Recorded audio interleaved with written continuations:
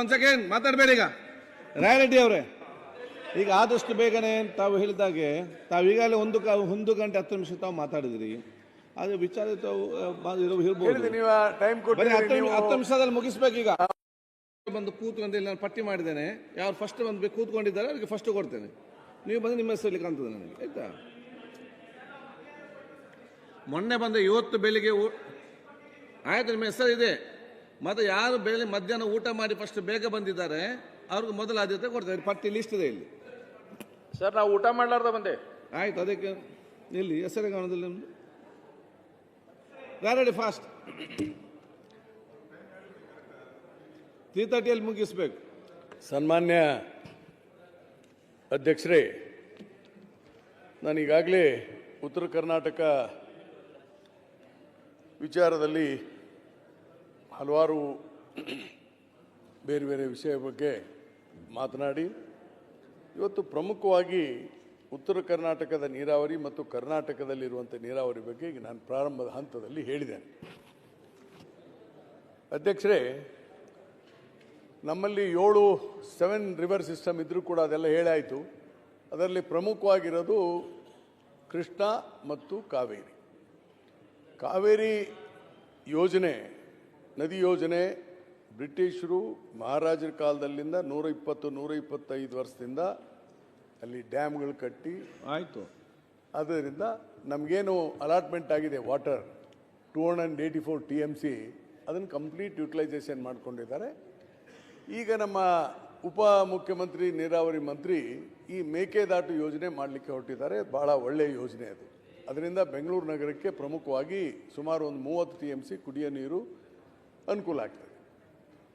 ಬಿಳಿಗೊಂಡ್ಲ ಹತ್ರ ನಾವು 178 TMC ನೀರು ಬಿಟ್ಟುಬಿಟ್ರೆ ಉಳಿದೆಲ್ಲ ನೀರನ್ನು ಉಪಯೋಗ ಮಾಡಲಿಕ್ಕಿದೆ. ಈಗ ಸುಪ್ರೀಂ ಕೋರ್ಟು ನಮ್ಗೆ ಸಹಕಾರ ಕೊಟ್ಟಿದೆ. ಹೀಗಾಗಿ ಆ ಒಂದು ಯೋಜನೆ ಬಂದರೆ ಹಳೆ ಮೈಸೂರಿನ ಭಾಗದಲ್ಲಿ ಒಳ್ಳೆ ನೀರಾವರಿ ನಮ್ಮ ಸರ್ಕಾರ ಮಾಡಿಕೊಡ್ತಾ ಇದೆ. ಓಕೆ. ಆದರೆ ಪ್ರಮುಖವಾಗಿ ಕೃಷ್ಣಾ ನದಿ ನಮ್ಮ ದೇಶದಲ್ಲಿ 4ನೇ ಪ್ರಮುಖ ನದಿ. ಗಂಗಾ ಬಿಟ್ಟ ಮೇಲೆ ಗೋದಾವರಿ ಬಿಟ್ಟ ಮೇಲೆ ಈಗ ಕೃಷ್ಣಾ ಇದೆ. ಕೃಷ್ಣಾ ನದಿ ಸುಮಾರು 650 ಕಿಲೋಮೀಟ್ರು 450 ಕಿಲೋಮೀಟ್ರು ಕರ್ನಾಟಕದಲ್ಲಿ ಆದಿದೆ. ಇದೇ ಬೆಳಗಾವಿ ಜಿಲ್ಲೆ ಅಥಣಿ ತಾಲೂಕಿನಿಂದ ಪ್ರಾರಂಭವಾಗಿ ನಮ್ಮ ರಾಯಚೂರವರೆಗೆ ಹರಿತದೆ. ಅಧ್ಯಕ್ಷರೇ, ಕೃಷ್ಣಾ ನದಿ ಸುಮಾರು 2500 TMC ನೀರು ನದಿಗೆ ಏನು ಹೋಗ್ತದೆ, ಆ ನೀರನ್ನು ಸದುಪಯೋಗ ಮಾಡೋದ್ರ ಸಲುವಾಗಿ ಶ್ರೀಮತಿ ಇಂದಿರಾ ಗಾಂಧಿಯವರು ಪ್ರಧಾನಮಂತ್ರಿ ಇದ್ದಾಗ ಏನು ಒಂದು ಫಸ್ಟ್ ಟ್ರಿಬ್ಯುನಲ್ ಮಾಡಿದರು, ಜಸ್ಟಿಸ್ ಬಚಾವತ್ ಆಯೋಗ. ಅವರು ಏನೊಂದು ವರದಿಯನ್ನು ಕೊಟ್ಟರು. ಅಂದರೆ ಮೊದಲೇ ವರದಿಯನ್ನು ಕೊಟ್ಟಾಗ ಕರ್ನಾಟಕಕ್ಕೆ 734 TMC ನೀರನ್ನು ಹಂಚಿಕೆ ಮಾಡಿದರು. ಅದರಲ್ಲಿ 5 TMC ನಾವು ತೆಲುಗು ಗಂಗಾ ಕೊಟ್ಟರೆ 729 TMC ನೀರಾವರಿಗೆ ಬಳಸ್ಕೋಬೇಕು. ಆ ನೀರಾವರಿಗಾಗಿ ಹಲವಾರು ಮುಖ್ಯಮಂತ್ರಿಗಳು ಹಿಂದಿನ ದಿನಮಾನಗಳಲ್ಲಿ ಒಳ್ಳೆಯ ಕೆಲಸಗಳನ್ನು ಮಾಡಿದರು. ಆಲ್ಮಟ್ಟಿ ಡ್ಯಾಮಿಗೆ ಅಣೆಕಟ್ಟು ಕಟ್ಟಿದ್ರು. ಹಿಂದೆ ತುಂಗಭದ್ರಾ ಡ್ಯಾಮು 1947ನಲ್ಲೇ Nizam government and Madras presidency ಮಾಡಿಬಿಟ್ಟಿದ್ರು. ಯಾಕಂದರೆ it was a major dam. ತದನಂತರ ಮಲಪ್ರಭಾ, ಘಟಪ್ರಭಾ ಎಲ್ಲ ಆಯಿತು. ನಾರಾಯಣಪುರ ಡ್ಯಾಮ್ಗೆ ಎಲ್ಲ ಪ್ರಾರಂಭ ಆಯಿತು. ಆದರೆ ಆ ನೀರಿನ ಉಪಯೋಗವನ್ನು ಮಾಡ್ಕೊಳ್ಳೋಕ್ಕೆ ಸಾಕಷ್ಟು ಹಣ ಅವತ್ತಿನ ದಿನಮಾನಗಳಲ್ಲಿ ಇರ್ತಾ ಇರಲಿಲ್ಲ. ಅವಾಗ ಪ್ಲ್ಯಾನ್ ಆ್ಯಂಡ್ ನಾನ್ ಪ್ಲ್ಯಾನ್ ಅಂತ ಯೋಜನೆಗಳಿದ್ದು, ಯೋಜನೆ ಮತ್ತು ಯೋಜನೆ ಥರ. ಹೀಗಾಗಿ ಹೆಚ್ಚಿನ ಹಣ ಕೊಡುವಂಥ ಪ್ರಸಂಗ ಬರ್ತಿರಲಿಲ್ಲ. ಆದಾಗ್ಯೂ ಕೂಡ ಈ ಕೃಷ್ಣಾ ನದಿಯನ್ನು ಆಲ್ಮಟ್ಟಿ ಡ್ಯಾಮನ್ನು ಏನು 524.25 ಎತ್ತರಕ್ಕೆ ಕಟ್ಟಬೇಕನ್ನುವಂಥ ತೀರ್ಮಾನವನ್ನು 1998 ತೆಗೆದುಕೊಂಡ್ರು JH ಪಟೇಲ್ರ ಕಾಲದಲ್ಲಿ. ಸನ್ಮಾನ್ಯ ಸಿದ್ದರಾಮಯ್ಯನವರು ಅವಾಗ ಉಪಮುಖ್ಯಮಂತ್ರಿಗಳಾಗಿದ್ದರು. ನಾಗೇಗೌಡರು, ನನಗೆ ಮಟ್ಟಿಗೆ ನಾಗೇಗೌಡರು ಇರಿಗೇಷನ್ ಮಿನಿಸ್ಟರ್ ಆಗಿದ್ದರು. ಆದರೆ ನೀರಾವರಿ ಮಂತ್ರಿಗಳಾಗಿದ್ದರು. 524-25 ಮಾಡಲಿಕ್ಕಾಗಲಿಲ್ಲ ಸುಪ್ರೀಂ ಕೋರ್ಟು ಇನ್ನಿತರ ಪ್ರಾಬ್ಲಮ್ನಿಂದ. ಹೀಗಾಗಿ ನೀರಾವರಿಗೆ ಸಾಕಷ್ಟು ಹಣ ಬೇಕಾಗ್ತಿತ್ತು, ಅವತ್ತಿನ ಕಾಲದಲ್ಲಿ ಮಾಡೋಕ್ಕಾಗದೇ ಇರೋದ್ರಿಂದ ಮೊದಲೇ ಏನು 729 TMC ನಾವು ನೀರಾವರಿಗೆ ಬಳಕೆ ಮಾಡಬೇಕಾಗಿತ್ತು, ಆ ನೀರನ್ನು ಉಪಯೋಗ ಮಾಡ್ತಾ ಬಂದಿದ್ದಾರೆ. ತದನಂತರ SM ಕೃಷ್ಣ ಸರ್ಕಾರವನ್ನು ನಾವು ಅಲ್ಲ ಈಗ ಏನಾಗಬೇಕು ಹೇಳಲೇಬೇಕು. ಕಾಂಗ್ರೆಸ್ ಗವರ್ಮೆಂಟ್ ಏನ್ ಮಾಡಿದೆ ಅಂತ ಹೇಳೋದ್ ಬೇಡವಾ? ಆಯ್ತು, ಏನ್ ಮಾಡಿ ಗೊತ್ತಿದೆ ಈಗ ಏನಿದೆ ಪರಿಸ್ಥಿತಿ ಏನ್ ಮಾಡ್ತಾರೆ ಅಂತ ಹೇಳಿ. ಈಗ ಇಷ್ಟೆಲ್ಲ ಮಾಡಿದ್ದೇವೆ, ಮತ್ತೆ ಎಲ್ಲರೂ ಕೂತ್ ಬಿಡ್ತೇನೆ ಬೇಡ. SM ಕೃಷ್ಣ ಸರ್ಕಾರ ಬಂದ ಮೇಲೆ ನೀರಾವರಿಗಾಗಿ ವಿಶೇಷವಾದಾಗಿ ಅದರಲ್ಲಿ ಆಲ್ಮಟ್ಟಿ ಮತ್ತು ನಾರಾಯಣಪುರ ಮತ್ತು ಈ ಯೋಜನೆಗಳನ್ನ ಮಾಡೋದ್ರ ಸಲುವಾಗಿ ಪ್ಲಾನ್ ಸ್ಕೀಮ್ ಅಂತ ಇತ್ತು ಅವಾಗ ಅಧ್ಯಕ್ಷರೇ. ಅದಕ್ಕೆ ಹೇಳ್ತೀನಿ ಈಗ ಏನ್ ಮಾಡ್ಬೇಕಂತ ಹೇಳಿ. ಪೀಳಿಗೆದವ್ರು ಏನ್ ಮಾಡೋಣ ಹೇಳಿ ಸರ್. ಸ್ವಲ್ಪ ಕೇಳಿ ಅಧ್ಯಕ್ಷರೇ. 29% ಆಫ್ ದಿ ಪ್ಲಾನ್ಡ್ ಹಣವನ್ನ ಸನ್ಮಾನ್ಯ HK ಪಾಟೀಲ್ ಇಲ್ಲೇ ಕೂತಿದ್ದಾರೆ, ನೀರಾವರಿ ಮಂತ್ರಿ. We should thank to him. He able to get the 29% of the money from the plan scheme. ಹೀಗಾಗಿ ನೀರಾವರಿ ಯೋಜನೆಗಳನ್ನ ತೆಗೆದುಕೊಳ್ಳಲಿಕ್ಕೆ ಸಾಧ್ಯ ಆಯಿತು. ಆದರೆ ಇಲ್ಲಿ ಎದಕ್ಕೆ ಹೇಳ್ತೀನಿ ತಿಳ್ಕೊಡ್ರಿ ಅಧ್ಯಕ್ಷರೇ, ಅವಾಗ ಆಯಿತು. ಆದರೆ ಏನು ನಮ್ಮದು ಕೃಷ್ಣಾ ವಾಟರ್ ಟ್ರಿಬ್ಯುನಲ್ 2 ಅಂದರೆ ಮೊದಲು 75% ನೀರು ಹಂಚಿಬಿಟ್ಟಿದ್ರು, ಇನ್ನೂ 25% ನೀರನ್ನು ಹಂಚಬೇಕಾಗಿತ್ತು. ಯಾವಾಗ? ಜೂನ್ 1, 2000 ಇಸ್ವಿಗೆ. ಅದು ಅವರು ಇವಾಗ ಮಿನಿಸ್ಟರ್ ಫಾರ್ ಇರಿಗೇಷನ್. ಅದಕ್ಕಾಗಿ ಹೇಳ್ತಾ ಇದ್ದೀನಿ, ಏನ್ ನಡೀತು ಏನಾಯ್ತು ಅಂತ ಗೊತ್ತಾಗ್ಬೇಕಾ? ಎದ್ದು ನಿಂತು 2000 ಇಸ್ವಿಗೆ ಹೊಸ ಟ್ರಿಬ್ಯುನಲ್ ಆಗ್ಬೇಕಾಗಿತ್ತು ಅಧ್ಯಕ್ಷರೇ. ಬರೇ ಹಳೆ ಸ್ಟೋರಿ ಬೇಕಾಗುತ್ತೆ ಅಂತ ಹೇಳ್ತಾ ಇದ್ದೀನಿ ಅಧ್ಯಕ್ಷರೇ. 2 ಲಕ್ಷ ಕೋಟಿ ಇವತ್ತು ಉತ್ತರ ಕರ್ನಾಟಕ 2 ಲಕ್ಷ ಕೋಟಿ ಇವತ್ತು ಯಾಕೆ ಬೇಕಾಗುತ್ತೆ? ನನಗೆ ಅಧ್ಯಕ್ಷರೇ, ಇವತ್ತು 2 ಲಕ್ಷ ಕೋಟಿ ಬೇಕಾಗುತ್ತೆ. 1,33,000 ಎಕರೆ ಜಮೀನು ವಶಪಡಿಸಿಕೊಳ್ಬೇಕಾಗುತ್ತೆ. ವಶ ಮಾಡಿಕೊಳ್ಬೇಕಾಗಿದ್ರೆ ಇವತ್ತು ಏನ್ ಸಮಸ್ಯೆ ಆಯ್ತು ಅಂತ ಹೇಳಿಲ್ಲ ಅಂದ್ರೆ ಏನ್ ಪ್ರಯೋಜನ? 1.5 ಗಂಟೆ ಕೂತ್ಕೊಂಡು ಆಗ್ತದ? ನಾವಿಲ್ಲಿ ಕತೆ ಕಾಯ್ದು ಬಂದಿದ್ದೀವ? 3:30ಗೆ ಮುಗಿಸ್ಬೇಕಷ್ಟೇ. ಮಾತಾಡಿ ಕೂತ್ಕೊಳ್ಳಿ.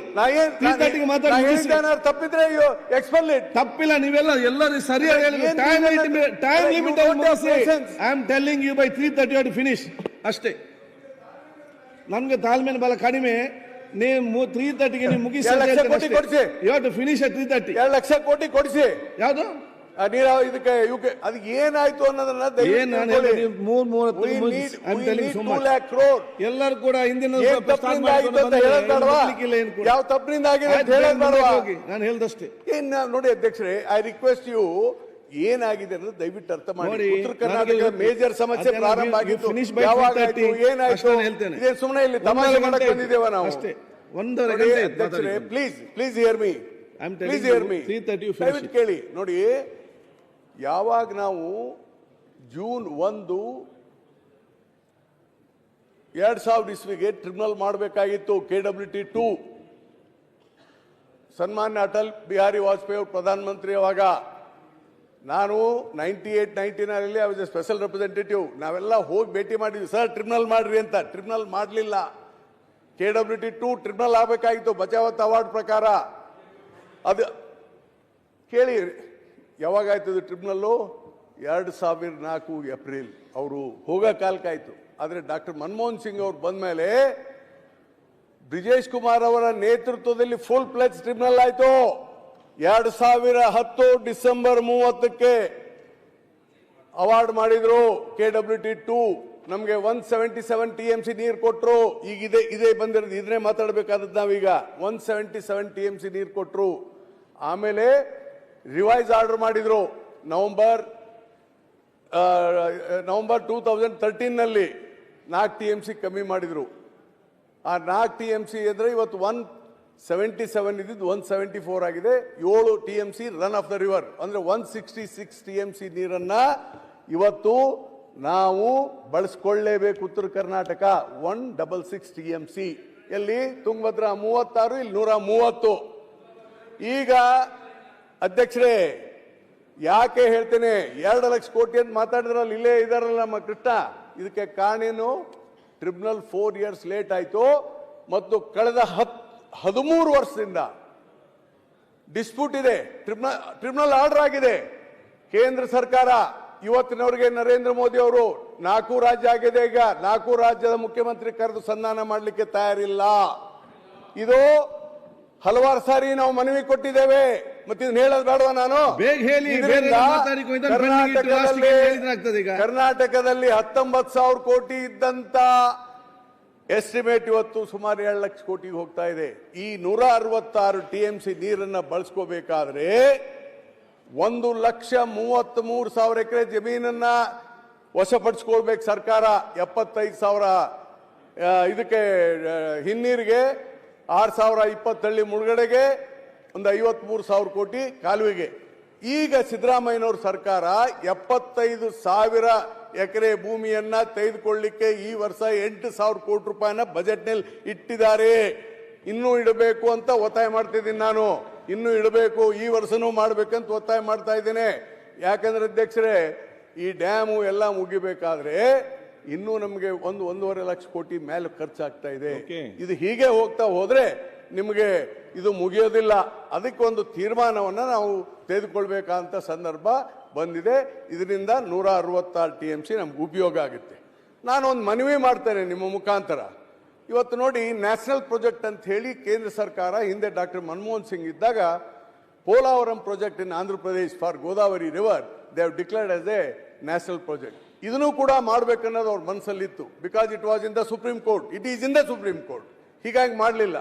ಆದ್ರೆ ಈಗ ನಾನು ನಿಮ್ಮ ಮುಖಾಂತರ ಹೇಳ್ತೇನೆ, ಕೇಂದ್ರ ಸರ್ಕಾರ, ಪ್ರಧಾನಮಂತ್ರಿ ನರೇಂದ್ರ ಮೋದಿ ಅವರು ಇದೆಲ್ಲ ವಿದೇಶ ಎಲ್ಲ ಹೋಗಿ ಬರಲಿ, ಅಡ್ಡಾಡ್ಲಿ, ನಮ್ಗೇನು ತೊಂದರೆ ಇಲ್ಲ. ಕರ್ನಾಟಕದ ಈ ಕೃಷ್ಣಾ ನದಿ ಬಗ್ಗೆ ಇದನ್ನು ನ್ಯಾಷನಲ್ ಪ್ರಾಜೆಕ್ಟ್ ಅಂತ ಹೇಳಿ ಡಿಕ್ಲೇರ್ ಮಾಡಲಿ. ಅದಕ್ಕೆ ನಮ್ಮ ವಿರೋಧ ಪಕ್ಷದವರೆಲ್ಲ ಕೂತ್ಕೊಂಡು ಹೋಗಿ ಹೇಳ್ರಿ, ನಮ್ಮ ಮುಖ್ಯಮಂತ್ರಿ ತಯಾರಿದ್ದಾರೆ ನಿಮ್ ಜೊತೆಗೆ ಬರ್ಲಿಕ್ಕೆ. 50% 90% ಹಣ ಕೊಡಿಸಿ ಅದಕ್ಕೆ. ಬೇರೆ ಯಾಕೆ ನೀವು ನ್ಯಾಷನಲ್ ಪ್ರಾಜೆಕ್ಟ್ ಅಂತ ಮಾಡ್ತಾ ಇಲ್ಲ? ಬೇರೆ ಪೋಲಾವರಂ ಮಾಡಿದ್ದಾರೆ, ಅದನ್ನ ಹೇಳೋದು ಬೇಡವಾ ಅಧ್ಯಕ್ಷರೇ? ಕೇಳೋದು ಬೇಡ ಅಲ್ಲ. ಇಲ್ಲಿ ಇದು ವೇಸ್ಟ್ ಅಂದ್ರೆ ನಾನು ನಿಲ್ಲಿಸ್ತೇನೆ.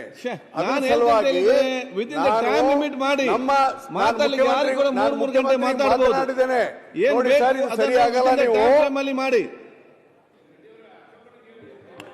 ಅಧ್ಯಕ್ಷರೇ, ಆಯ್ತು, ಮನಮೋಹನ್ ಸಿಂಗ್ ಅವರು ಇದ್ದಾಗ ಯಾಕೆ ಮಾಡ್ಲಿಲ್ಲ ಅದನ್ನು ಹೇಳ್ಬಿಡ್ಲಿ. ಅವ್ರಿಗೆ ಯಾಕೆ ಉತ್ತರ ಕೊಡ್ತೀರಿ? ನೋಡಿ ಅಧ್ಯಕ್ಷರೇ, ಇದನ್ನ ಈ ವಿಚಾರವನ್ನ ಮುಖ್ಯಮಂತ್ರಿಗಳ ಗಮನಕ್ಕೆ ತಂದಿದ್ದೇನೆ. ನನಗೆ I have a job with him as a adviser.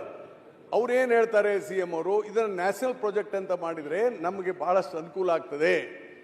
ಅದಕ್ಕೆ ಮೋದಿ ಅವರು ಒಪ್ತಾ ಇಲ್ಲ, ನಾವು ತಯಾರಿದ್ದೇವೆ. ಅದಕ್ಕೆ ನಾನೇನ್ ಹೇಳ್ತಾ ಇದ್ದೇನೆ, ಅಶೋಕ್ ಅವರು, ನಮ್ಮ ಸನ್ಮಿತ್ರರೆಲ್ಲರೂ ಸೇರಿ ದಯವಿಟ್ಟು ನ್ಯಾಷನಲ್ ಪ್ರಾಜೆಕ್ಟ್ ಅನ್ನು ಡಿಕ್ಲೇರ್ ಮಾಡಿಸ್ರಪ್ಪ. ಉತ್ತರ ಕರ್ನಾಟಕ ಅಂತ ಮಾತಾಡ್ತಿರಲ್ಲ, ನೀರಾವರಿ ಬಗ್ಗೆ ಮಾತಾಡ್ತಿರಲ್ಲ. Is it a joke? ಬೇರೆ ಆಂಧ್ರ ಪೋಲಾವರಂ ಮಾಡಿದ್ರು, ಬೇರೆ ಬೇರೆ ಕಡೆ ಮಾಡಿದ್ರು.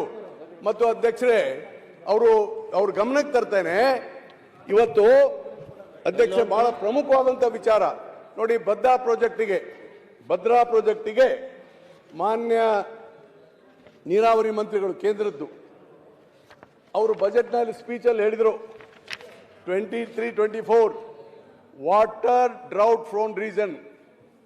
ಅವ್ರದ್ದು ಬಜೆಟ್ ಬುಕ್ ಇದು.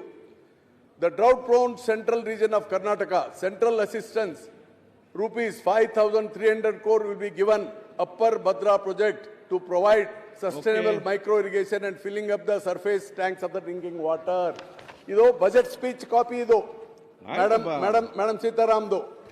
ಇದನ್ನ ಆಧರಿಸಿ ಬೊಮ್ಮಾಯಿ ಬಸವರಾಜ್ ಅವರು 23-24ನೇ budget page number 31 para number 86 ಕೇಂದ್ರ ಸರ್ಕಾರ 23-24ನೇ ಸಾಲಿನ ಆಯವ್ಯಯದಲ್ಲಿ ಚಿಕ್ಕಮಗಳೂರು, ಚಿತ್ರದುರ್ಗ, ದಾವಣಗೆರೆ, ತುಮಕೂರು ಜಿಲ್ಲೆಗಳ ರೈತರಿಗೆ ನೀರಾವರಿ ಸೌಲಭ್ಯ ಕಲ್ಪಿಸುವ ಭದ್ರಾ ಮೇಲ್ದಂಡೆ, Bhadra is the tributary to Krishna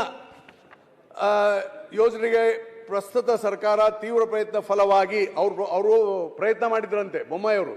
ಫಲವಾಗಿ ರಾಷ್ಟ್ರೀಯ ಯೋಜನೆ ಮಾನ್ಯತೆ ದೊರೆಯುವ ಹಿನ್ನೆಲೆಯಲ್ಲಿ,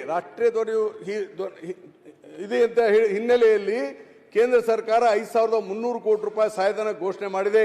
ಇದಕ್ಕಾಗಿ ರಾಜ್ಯದ ಜನತೆಯ ಪರವಾಗಿ ಸನ್ಮಾನ್ಯ ಪ್ರಧಾನಮಂತ್ರಿಗಳಿಗೆ ಹಾಗೂ ಕೇಂದ್ರ ಸರ್ಕಾರಕ್ಕೆ ಧನ್ಯವಾದಗಳನ್ನು ಸಲ್ಲಿಸುತ್ತೇನೆ. ಸದರಿ ಯೋಜನೆಯ ತೀವ್ರ ಅನುಷ್ಠಾನಕ್ಕೆ ರಾಜ್ಯ ಸರ್ಕಾರ ಬದ್ಧವಾಗಿದೆ. ಅಧ್ಯಕ್ಷರೇ, ಇವತ್ತಿನವರೆಗೆ ₹1 ಬಿಡುಗಡೆ ಆಗಿಲ್ಲ. ಇವತ್ತಿನವರೆಗೆ ₹1 ಬಿಡುಗಡೆ ಆಗಿಲ್ಲ. It is A budget speech. ಅದಕ್ಕೆ ನಾನು ದಯಮಾಡಿ ಬಿಡುಗಡೆ ಮಾಡ್ತೀನಿ. ಆಮೇಲೆ ಯಡಿಯೂರಪ್ಪನವರು ಅಧ್ಯಕ್ಷರೇ ಯಡಿಯೂರಪ್ಪನವರು 1/7/2021 ಪತ್ರ ಬರೆದಿದ್ದಾರೆ ಹಣ ರಿಲೀಸ್ ಮಾಡ್ಲಿಕ್ಕೆ. ಇವನ್ ಯಡಿಯೂರಪ್ಪ ಅವ್ರಿಗೂ ಮಾತಿ ಕಿಮ್ಮತ್ತಿಲ್ಲ. ಸಿದ್ದರಾಮಯ್ಯನವರು ಬರೆದಿದ್ದಾರೆ. ಯಾಕೆ ಈ ಮಾತು ಹೇಳ್ತಾ ಇದ್ದಾರೆ? ಬೇರೆಯವರಿಗೆ ಅವಕಾಶ ಕೊಡಿ. ಇಷ್ಟೊಂದು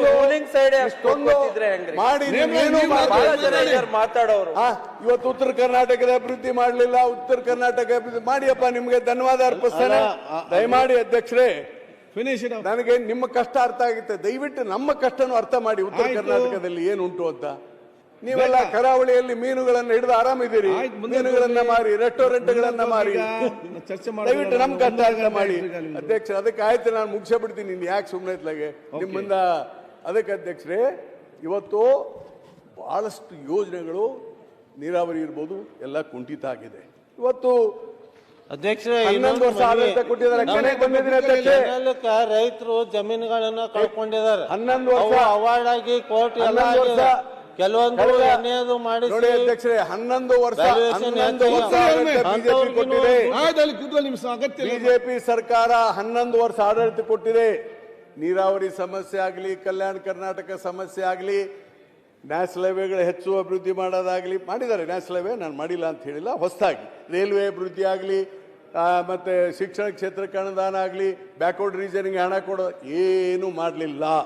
ಹೀಗಾಗಿ ಅಧ್ಯಕ್ಷರೇ, ನಾವು ನಮ್ಮ ಮುಖ್ಯಮಂತ್ರಿಗಳು ಕೊನೆಯದಾಗಿ ಹೇಳ್ತೇನೆ, ಇವತ್ತು 25-26ನೇ ಸಾಲಿನಲ್ಲಿ 25-26ನೇ ಸಾಲಿನಲ್ಲಿ ನೋಡಿ, ನಮ್ಮ ಉತ್ತರ ಕರ್ನಾಟಕಕ್ಕಾಗಿ ಬಜೆಟ್ನಲ್ಲಿ ಮುದ್ದೇಬಿಹಾಳದಲ್ಲಿ ಕೃಷಿ ಸಂಶೋಧನಾ ಕೇಂದ್ರ ಕೊಟ್ಟಿದ್ದೇವೆ. ಅಥಣಿಗೆ ಕೃಷಿ ಕಾಲೇಜನ್ನು ಮಂಜೂರು ಮಾಡಿಕೊಡ್ತಾ ಇದ್ದೇವೆ. ಬ್ಯಾಡಗಿಯಲ್ಲಿ ಮೆಣಸಿನಕಾಯಿ ರೋಗಗಳನ್ನು ರಕ್ಷಣೆ ಮಾಡಲಿಕ್ಕೆ ಸಂಶೋಧನಾ ಕೇಂದ್ರ ತೆಗಿತಾ ಇದ್ದೇವೆ. ಮತ್ತು ತೋಟಗಾರಿಕೆ ಬೆಳೆಹನಿಗಳಿಗೆ ಹಣ ಕೊಡ್ತಾ ಇದ್ದೇವೆ. ಡಂಬಳದಲ್ಲಿ ಹಾರ್ಟಿಕಲ್ಚರ್ ಕಾಲೇಜನ್ನು ಪ್ರಾರಂಭ ಮಾಡ್ತಾ ಇದ್ದಾರೆ. ಕೊಪ್ಪಳ ಜಿಲ್ಲೆ ಬೂದಗುಂಪದಲ್ಲಿ ಕುರಿ ಮತ್ತು ಮೇಕೆ ಸಾಗಾಣಿಕೆ ದೊಡ್ಡ ಮಾರುಕಟ್ಟೆಯನ್ನು ಸ್ಥಾಪನೆ ಮಾಡ್ತಾ ಇದ್ದಾರೆ. ಕಲಬುರಗಿಯಲ್ಲಿ ನೂತನ ಮೆಗಾ ಡೈರಿ ಪ್ರಾರಂಭಿಸಲು 50 ಕೋಟಿ ರೂಪಾಯಿ KKRDB ಸರ್ಕಾರದಿಂದ 100 ಕೋರ್ಸ್ ಕೊಟ್ಟಿದ್ದಾರೆ. ಹೀಗೆ ಅಧ್ಯಕ್ಷರೇ ಬಹಳಷ್ಟುಗಳಿದ್ದಾವೆ. ನಮ್ಮ ಸರ್ಕಾರ ಏನೂ ಮಾಡಿಲ್ಲ ಅಂತಲ್ಲ, ಮಾಡಿದ್ದಾರೆ. ನಾನು ಓದಂದ್ರೆ ಓದ್ತೇನೆ, ನೀವು ಕೊಡಲ್ಲ ನಮ್ಗೆ. ಅದಕ್ಕೆ ಇವತ್ತಿನ ದಿವಸ ಏನ್ ನಮ್ಮ ಮುಖ್ಯಮಂತ್ರಿ ಸಿದ್ದರಾಮಯ್ಯನವರು ಏನ್ ಡಾಕ್ಟರ್ ನಂಜುಂಡಪ್ಪ ಅವರ ವರದಿ ಸುಮಾರು ಒಂದು 25 ವರ್ಷ ಆಯಿತು, ಅದರ ವಿಚಾರದಲ್ಲಿ ಅದನ್ನ ಮುಂದುವರೆದಂತೆ ಏನ್ ಮಾಡ್ಬೇಕಂತ ಹೇಳಿ ಪ್ರೊಫೆಸರ್ ಗೋವಿಂದರಾವ್ ನೇತೃತ್ವದ ಕಮಿಟಿ ಮಾಡಿದ್ದಾರೆ. ಆ ರಿಪೋರ್ಟ್ ಬಂದ ಮೇಲೆ ಇನ್ನೂ ಹೆಚ್ಚು ಅಭಿವೃದ್ಧಿ ಕೆಲಸವನ್ನು ಮಾಡಲಿಕ್ಕೆ ಸಾಧ್ಯ ಆಗ್ತದೆ. ಬಹುತೇಕ ಕಲ್ಯಾಣ ಕರ್ನಾಟಕ ಜೊತೆ ಕಿತ್ತೂರು ಕರ್ನಾಟಕದ ಶಾಸಕರು ಕೂಡ ಅಭಿವೃದ್ಧಿಗೆ ಹೆಚ್ಚು ಹಣ ಕೇಳ್ತಾ ಇದ್ದಾರೆ. ಮುಖ್ಯಮಂತ್ರಿಗಳು ಅದರ ಬಗ್ಗೆ ಗಮನ ಹರಿಸ್ತಾರೆ ಮುಂಬರುವಂತಹ ದಿನಗಳಲ್ಲಿ ಅಂತೇಳಿ ಅವರಿಗೆ ಮುಖ್ಯಮಂತ್ರಿಗಳನ್ನು ಕೂಡ ನಾನು ರಿಕ್ವೆಸ್ಟ್ ಮಾಡ್ತೇನೆ. ಬಸನಗೌಡ್ರೆ ಹೇಳಿದ್ರಲ್ಲ,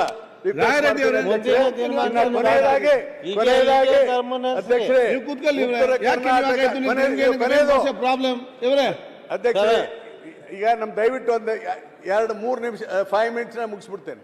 ಈಗ ಅಧ್ಯಕ್ಷರೇ, ಈಗ ಅಭಿವೃದ್ಧಿ ಕೆಲಸ 2 ಸರ್ಕಾರದಿಂದ ಆಗುತ್ತೆ. ಒಂದು ರಾಜ್ಯ ಸರ್ಕಾರ, ಒಂದು ಕೇಂದ್ರ ಸರ್ಕಾರ. ಎರಡೂ ಕೈಯಿಂದ ಚಪ್ಪಾಳೆ ತಟ್ಟಿದ್ರೆ ಸಾನೆ ಆಗೋದು. ಆದ್ರೆ ಕೇಂದ್ರ ಸರ್ಕಾರದ ಸಹಕಾರ ನಮಗೆ ಬೇಕು. ಅದಕ್ಕೆ ಅಧ್ಯಕ್ಷರೇ, ಕೃಷ್ಣ, ನಾನು ಇಷ್ಟೇ ಕೇಳ್ತೇನೆ, ಉತ್ತರ ಕರ್ನಾಟಕದ ಅಭಿವೃದ್ಧಿ ಆಗಬೇಕಾಗಿದ್ರೆ ನಾವು ತಯಾರಿದ್ದೇವೆ, ನಮ್ಮ ಸರ್ಕಾರ ತಯಾರಿದೆ, ಮಾನ್ಯ ಮುಖ್ಯಮಂತ್ರಿಗಳು ತಯಾರಿದ್ದಾರೆ.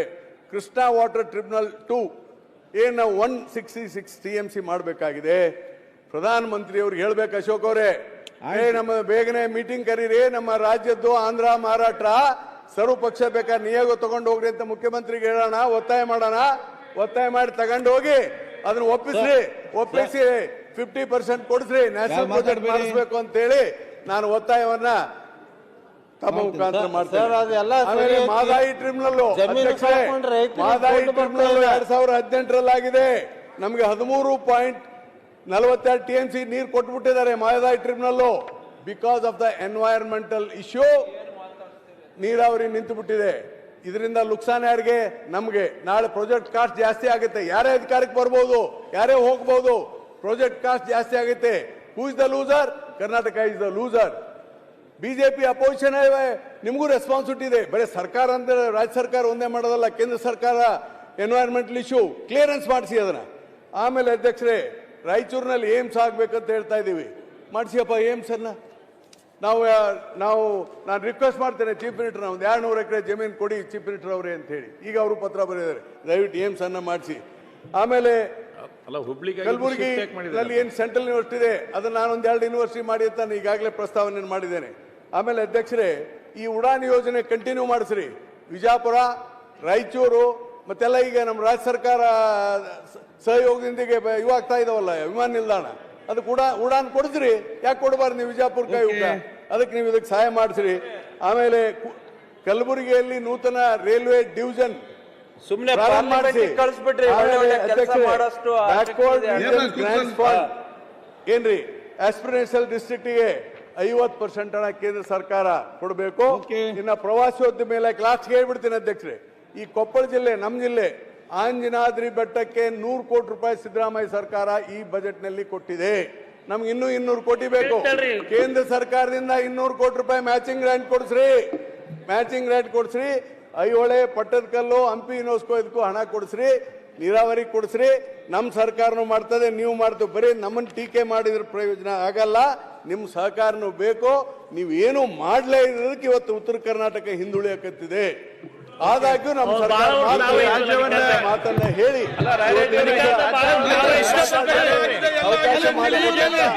ಅವಕಾಶ ಎಲ್ಲ ಧನ್ಯವಾದಗಳು. ನಮಸ್ಕಾರ. ಈಗ ಬಿಲ್ ಮಂಡನೆ ಸರ್ಕಾರ ಬೈಯಕಾತೆ ಹೊರತು ಯಾವುದೇ ಉಪಮುಖ್ಯಮಂತ್ರಿ ಪರವಾಗಿ ಬಿಲ್ ಮಂಡನೆ ಮಾಡಿ ಅಧ್ಯಕ್ಷರೇ, ಈಗ ಪೂರಕಾಂಜ ವಿತ್ಯ ಕಾರ್ಯಕಲಾಪಗಳು ಮಾನ್ಯ ಮುಖ್ಯಮಂತ್ರಿಗಳ ಪರವಾಗಿ ಮಂಡಿಸುದು. ಅಧ್ಯಕ್ಷರೇ ಮಾತಾಡಕ್ ಕೊಡಿ. ಕೊಡ್ತೇನೆ. ಎಷ್ಟು ಪೂರಕ ಅಂದಾಜು ಕೊಡಿ. ಯಾರು ಮಂಡನೆ ಮಾಡ್ತಾರೆ? ನಾನು ಸನ್ಮಾನ್ಯ ಅಧ್ಯಕ್ಷರೇ, ನಿಮ್ಮ ಅಪ್ಪಣೆ ಪಡೆದು ನಮ್ಮ ಮಾನ್ಯ ಮುಖ್ಯಮಂತ್ರಿಗಳ ಪರವಾಗಿ 2025-26ನೇ ಸಾಲಿನ ಅಲ್ಲಲ್ಲ ಮುಖ್ಯಮಂತ್ರಿಗಳ ಪರವಾಗಿ 2025-26ನೇ ಪೂರಕ ಅಂದಾಜುಗಳು 2ನೇ ಕಂತು ಬೇಡಿಕೆಗಳನ್ನು ಮಂಡಿಸುತ್ತಿದ್ದೇನೆ. ಓಕೆ, ಮಂಡಿಸಲಾಯಿತು. ಈಗ ಉಪಮುಖ್ಯಮಂತ್ರಿ ಪರವಾಗಿ 2 ಬಿಲ್ ಮಂಡನೆ ಇದೆ.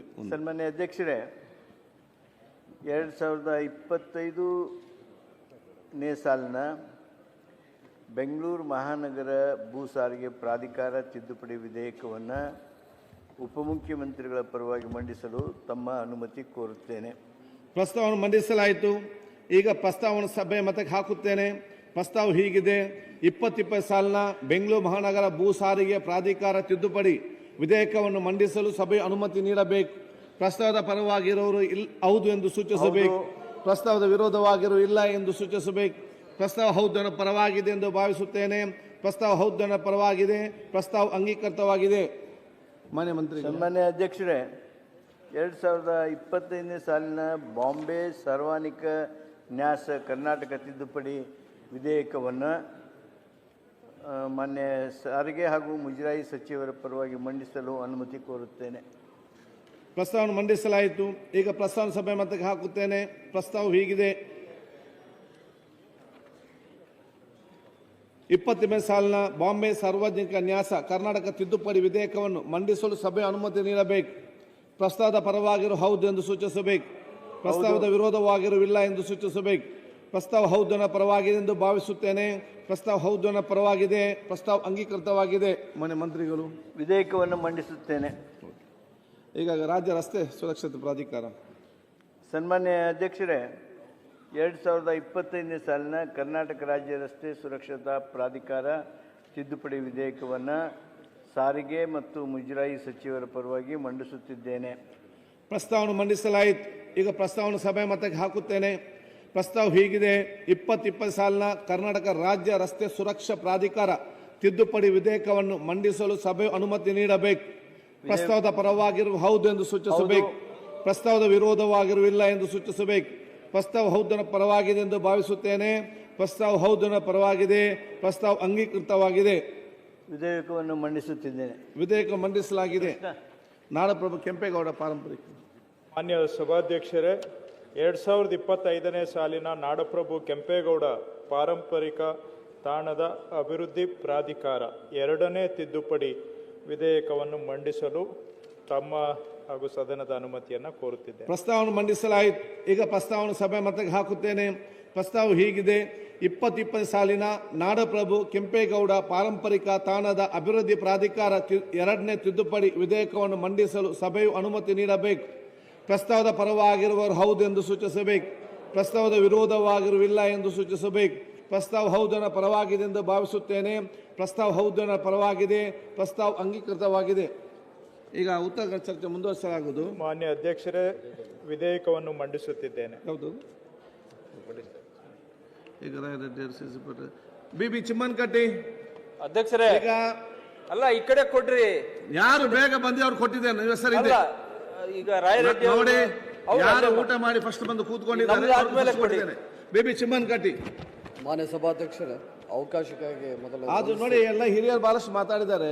ಮತ್ತೆ ಅದನ್ನೇ ಯಾರು ರಿಪೀಟ್ ಮಾಡಬೇಡ. ಸಂಕ್ಷಿಪ್ತವಾಗಿ ಅದು ಶಾರ್ಟ್ ಲಿಸ್ಟ್ ಮುಗಿಸಿ. 5 ನಿಮಿಷ.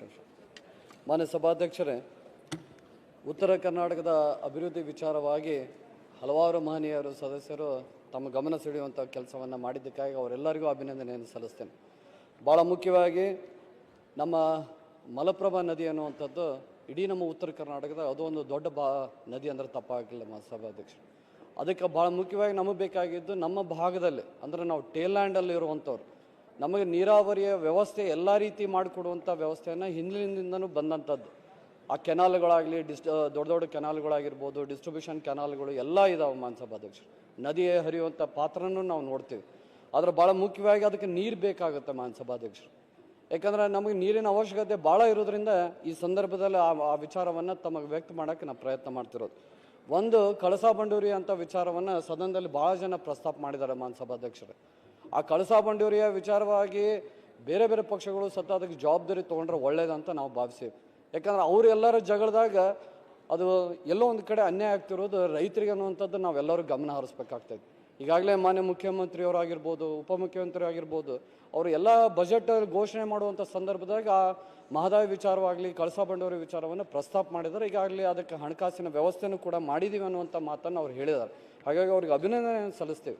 ವಿರೋಧ ಪಕ್ಷದವರು ಸತ ದಯಮಾಡಿ ತಾವು ಅದನ್ನು ಕೇಂದ್ರದಿಂದ ಬರಬೇಕಾದಂಥ ಅನುಮತಿಗಳಾಗಿರಲಿ ಅಥವಾ ಟೈಗರ್ ಕಾರಿಡಾರ್ಸ್ ಅನ್ನುವಂಥ ವಿಚಾರಗಳು ಪ್ರಸ್ತಾಪ ಆದಾಗ ಅವಕ್ಕೆಲ್ಲ ಅನುಮತಿ ಕೊಡುವಂಥ ಕೆಲಸದಾಗ ತಾವು ಪಾತ್ರ ವಹಿಸಿದ್ದಾದ್ರೆ ಇಡೀ ನಮ್ಮ ಭಾಗದ ರೈತರು ನಿಮ್ಮೆಲ್ಲ ಫೋಟೋಗಳನ್ನು ಹಾಕಿ ಅವರು ಸ್ಮರಿಸ್ತಾರೆ ಅನ್ನುವಂಥ ಮಾತನ್ನು ಈ ಸಂದರ್ಭದಾಗ ಹೇಳ್ತೇನೆ.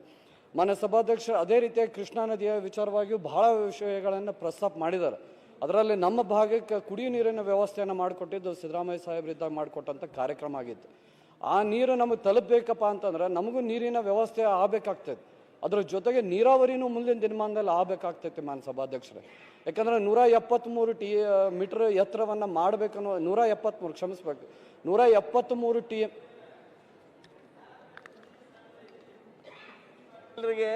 ಈ ಧ್ವನಿಯೊಳಗೆ ಹೇಳ್ಬೇಕಾದ್ರೆ 10 ಸಲ ಹೇಳ್ಬೇಕು. ಸ್ವಲ್ಪ ಜೋರಾಗಿ ಹೇಳ್ರಿ ಅವ್ರಿಗೆ.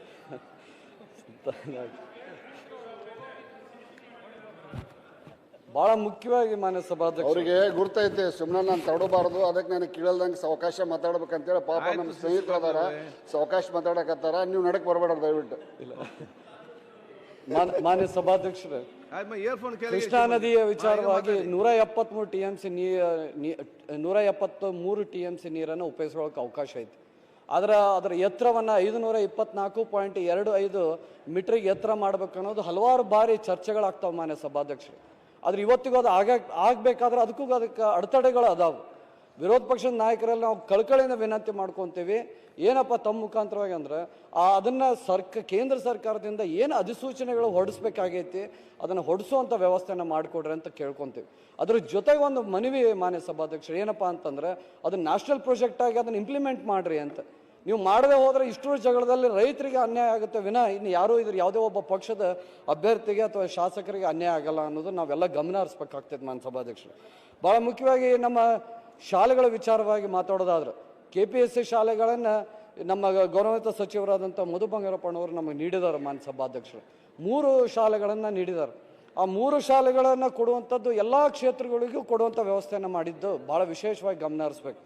ನಮ್ಮ ಇಡೀ ರಾಜ್ಯಕ್ಕೆ 900 ಶಾಲೆಗಳನ್ನು ಮೊಟ್ಟ ಮೊದಲ ಬಾರಿಗೆ ತಂದಂಥ ಕೀರ್ತಿ ಅದು ನಮ್ಮ ಕಾಂಗ್ರೆಸ್ ಪಕ್ಷದ ಸರ್ಕಾರ ಅಂದ್ರೆ ತಪ್ಪಾಗಿಲ್ಲ ಅಂತ ನಾನು ಹೆಮ್ಮೆಯಿಂದ ಹೇಳ್ಕೊಳಕ್ಕೆ ಇಷ್ಟಪಡ್ತೀನಿ ಮಾನ್ಯ ಸಭಾಧ್ಯಕ್ಷರು. 900 KPS ಶಾಲೆಗಳು ಬರೋವಂಥ ವ್ಯವಸ್ಥೆಯನ್ನು ಮಾಡಿಕೊಟ್ಟಾರೆ. ಅದಕ್ಕೆ ಹಲವಾರು ರೀತಿಯಾಗಿ 3600 ಕೋಟಿ ಅನುದಾನವನ್ನು ಅದಕ್ಕಂತಲೇ ಇಡುವಂಥ ಕೆಲಸವನ್ನು ಮಾಡಿ ಮುಂದಿನ ದಿನಮಾನದಾಗ ಬಡವರ ಮಕ್ಕಳಿಗೆ ಒಂದು ಒಳ್ಳೆಯದಾದಂಥ ಶಿಕ್ಷಣ ಸಿಗಲಿ, ಉನ್ನತವಾದಂಥ ಶಿಕ್ಷಣ ಸಿಗಲಿ ಅನ್ನುವಂಥದ್ದನ್ನು ಮಾಡಿಕೊಡೋದಕ್ಕೆ ಅವ್ರು ಪ್ರಯತ್ನ ಮಾಡತ್ತಾರೆ. ಅವ್ರಿಗೆ ನಾವು ಅಭಿನಂದನೆಯನ್ನು ಸಲ್ಲಿಸ್ತೇನೆ. ಭಾಳ ಮುಖ್ಯವಾಗಿ ಅದರಾಗ ಒಂದು ವಿಷಯವಾಗಿ ಎಷ್ಟೋ ಜನ ಪ್ರಶ್ನೆಗಳನ್ನು ಪತ್ರಿಕೆ ಒಳಗೆ ಇನ್ನೊಂದರಾಗ ನಾವು ನೋಡಿದ್ವಿ. ಇಲ್ಲ KPS ಶಾಲೆಗಳು ಬರೋದ್ರಿಂದ ಬೇರೆ ಶಾಲೆಗಳಿಗೆ ಅನ್ಯಾಯ ಆಗುತ್ತೆ ಅನ್ನೋಂಥ ಮಾತನ್ನು ವ್ಯಕ್ತ ಮಾಡಿದರು. ಆದರೆ ಭಾಳ ಮುಖ್ಯವಾಗಿ ನಾವು ಗಮನ ಹರಿಸ್ಬೇಕಾಗಿದ್ದು, ಒಬ್ಬ ಮಹನೀಯರು ಹೇಳಿದಾಗ ನೂರಾರು ಶಾಲೆಗಳನ್ನು ಹೈಸ್ಕೂಲು ಮತ್ತು PU ಕಾಲೇಜುಗಳನ್ನು ಈಗಾಗಲೇ ನೀಡುವಂಥ ಕೆಲಸವನ್ನು ನಮ್ಮ ಸರ್ಕಾರ ಮಾಡಿಕೊಟ್ಟೈತೆ ಮಾನ್ಯ ಸಭಾಧ್ಯಕ್ಷರು. KPS ಶಾಲೆಗಳ ವಿಚಾರವಾಗಿ ಎಷ್ಟೊಂದು ನಾವು ಅಭಿಮಾನದಿಂದ ಹೇಳ್ಕೊಬೇಕಪ್ಪ ಅಂತಂದ್ರೆ ಅದು ಭಾಳ ಮುಖ್ಯವಾಗಿ ಶ್ರೀಮಂತರ ಮಕ್ಕಳಿಗೆ ಹೋಗೋಕೆ ಅವಕಾಶಗಳು ಇಲ್ಲ ಅಂತ ನಾ ಭಾವಿಸ್ತೀನಿ ಮಾನ್ಯ ಸಭಾಧ್ಯಕ್ಷರೇ. ಅದು ಭಾಳ ಮುಖ್ಯವಾಗಿ ನಾವು ಗಮನ ಹರಿಸ್ಬೇಕಾಗಿದ್ದು, ಬಡವರ ಮಕ್ಕಳಿಗೆ ಒಂದು ಉನ್ನತವಾದಂಥ ಶಿಕ್ಷಣವನ್ನು ಒದಗಿಸುವಂಥ ವೇದಿಕೆ ಮಾಡಿಕೊಟ್ಟೈತಲ್ಲ, ಅದು ನಮ್ಮ ಇಡೀ ಸರ್ಕಾರಕ್ಕೆ ನಾವು ಅಭಿನಂದನೆಯನ್ನು ಹೇಳಿದ್ರೆ ತಪ್ಪಾಗಿಲ್ಲ ಅಂತ ಈ ಸಂದರ್ಭದಲ್ಲಿ ಹೇಳಕ್ಕೆ ಇಷ್ಟಪಡ್ತೀವಿ ಮಾನ್ಯ ಸಭಾಧ್ಯಕ್ಷರೇ. ಅದರ ಜೊತೆಗೆ ನಮ್ಮ ಪ್ರವಾಸೋದ್ಯಮದ ವಿಚಾರವಾಗಿ ಬಂದ ತಕ್ಷಣ ನಾವೆಲ್ಲರೂ ಪ್ರಶ್ನೆ ಮಾಡೋದು, ಒಂದು ಕಡೆ ಕೇಂದ್ರ ಕಡೆ ಮುಖ ಮಾಡ್ತೀವಿ ಮಾನ್ಯ ಸಭಾಧ್ಯಕ್ಷರು, ಒಂದು ಕಡೆ ರಾಜ್ಯ ಸರ್ಕಾರ ಕಡೆನೂ ನೋಡ್ತೀವಿ. ಭಾಳ ಮುಖ್ಯವಾಗಿ HK ಪಾಟೀಲ್ ಸಾಹೇಬರು ಬಂದ ಮೇಲೆ ನಮಗೆ ಬೇರೆ ಬೇರೆ ರೀತಿಯಾದಂಥ ಕಾರ್ಯಕ್ರಮಗಳಿಗೆ ನಮಗೆ ಚಾಲನೆ ನೀಡೋಕ್ಕೆ ನಮ್ಗೆ ಭಾಳ ದೊಡ್ಡ ಸಹಾಯ ಸಹಕಾರವನ್ನು ನೀಡಿದರು. ಪ್ರಾಧಿಕಾರನ ಅನುಷ್ಠಾನಕ್ಕೆ ತರುವಂಥ ಕೆಲಸವನ್ನು ಕೂಡ ಮಾಡಿದರು. ಚಾಲುಕ್ಯರ ಒಂದು ಸಾಮ್ರಾಜ್ಯ ಅಂತಂದರೆ ಇಡೀ ಜಗತ್ತು ನಮ್ಮ ಹತ್ರ ಹೊಳ್ಳಿ ನೋಡುತ್ತೆ ಮಾನ್ಯ ಸಭಾಧ್ಯಕ್ಷರೇ. ಅದು ಭಾಳ 4ನೇ ಶತಮಾನದಾಗ ಬರುವಂಥ ಸಾಮ್ರಾಜ್ಯ. ಇವತ್ತು ಅದಕ್ಕೆ ಇನ್ನೂ ಅಭಿವೃದ್ಧಿ ಪಡಿಸ್ಬೇಕಂತಂದ್ರೆ ಎಲ್ಲೋ ಒಂದು ಕಡೆ ನಮಗೆ ಬೇರೆ ಕೇಂದ್ರ ಸರ್ಕಾರದಿಂದನೂ ಅನುದಾನದ ಅವಶ್ಯಕತೆ ಭಾಳ ಇರುತ್ತೆ. ಹಾಗಾಗಿ ನಾನು ಈ ವೇದಿಕೆ ಮುಖಾಂತರವಾಗಿ ಅವರೆಲ್ಲರಿಗೂ ಕಳ್ಕಳಿಂದ ಕೇಳ್ಕೊಳ್ಳೋದು, ಪ್ರವಾಸೋದ್ಯಮವನ್ನು ಈ ರಾಜ್ಯದಲ್ಲಿ ಭಾಳ ಮುಖ್ಯವಾಗಿ ಬಾದಾಮಿ ಅನ್ನುವಂಥ ಕ್ಷೇತ್ರದಾಗ ಇನ್ನೂ ದೊಡ್ಡ ಮಟ್ಟಕ್ಕೆ ತಾವು ಸಹಾಯ ಸಹಕಾರ ನೀಡಿದ್ದಾತಂದ್ರೆ ಇಡೀ ಜಗತ್ತದ ಎಲ್ಲ ಪ್ರವಾಸೋದ್ಯಮಕ್ಕೆ ಸಂಬಂಧಪಟ್ಟಂಗೆ ಎಲ್ಲ ಅವರ ಏನು ಅದಾರ ಜನರು ಅವರೆಲ್ಲ ಬಂದು ನೋಡ್ಬೋದು ಅನ್ನುವಂಥ ಮಾತನ್ನು ಈ ಸಂದರ್ಭ ಹೇಳ್ತೀನಿ. ಎಲ್ಲೋ ಒಂದು ಕಡೆ ನಾವು ಈ ಸಂದರ್ಭ ಹೇಳಬೇಕಾದಂಥ ವಿಷಯಪ್ಪ ಅಂತಂದ್ರೆ, ಈಗ ನಾವೆಲ್ಲ ನೋಡ್ತೀವಿ ಮಾನ್ಯ ಸಭಾಧ್ಯಕ್ಷರೇ, ಎಲ್ಲ ವರ್ಲ್ಡಿಂದ ನಮಗೆ ಎಷ್ಟು ಜನ ಟೂರಿಸ್ಟ್ಗಳು ಬರಾಕತ್ತಾರ, ಯಾಕೆ ಕಡಿಮೆ ಆಗಕತ್ತಾರ ಅನ್ನೋಂಥ ಪ್ರಶ್ನೆಗಳು ನಮಗೆಲ್ಲ ಕೇಳ್ತಿರ್ತಾರೆ. ಬರೀ ಅಲ್ಲಿ ಕೊಡುವಂಥ ಬೇಸಿಕ್ ಕಮ್ಯುನಿಟೀಸಿಂದ ಅಷ್ಟೇ ಅಲ್ಲ ಮಾನ್ಯ ಸಭಾಧ್ಯಕ್ಷರು, ಅಥವಾ ಏನು ನಾವು ಪ್ರಿಸರ್ವ್ ಮಾಡಕತ್ತೀವಿ ಆರ್ಕಿಯಾಲಜಿಕಲ್ ಏನು ಇಂಟಿಗ್ರೇಷನ್ ಐತಿ ಅದನ್ನು ನಾವು ಪ್ರಿಸರ್ವ್ ಮಾಡಬೇಕಾದಾಗ ಅದನ್ನು ಯಾವ ರೀತಿ ಉಳಿಸ್ಕೊಳತ್ತೀವಿ ಅನ್ನೋದು ಅಷ್ಟೇ ಅಲ್ಲ, ಅದ್ರ ಜೊತೆಗೆ ಇನ್ನೂ ಭಾಳ ಪ್ರಶ್ನೆಗಳು ಉದ್ಭವ ಆಗ್ತವೆ ಮಾನ್ಯ ಸಭಾಧ್ಯಕ್ಷರೇ. ಏನಪ್ಪ ಅಂತಂದ್ರೆ ಕೇಂದ್ರದಿಂದ ಯಾವ ರೀತಿ ಅನುದಾನದ ಸೌಲಭ್ಯಗಳನ್ನು ಒದಗಿಸ್ಕೊಡ್ತಾರೆ ಅದು ಭಾಳ ಮುಖ್ಯ ಅಂತ ಭಾವಿಸ್ಕೊಂಡಿದ್ದೀನಿ.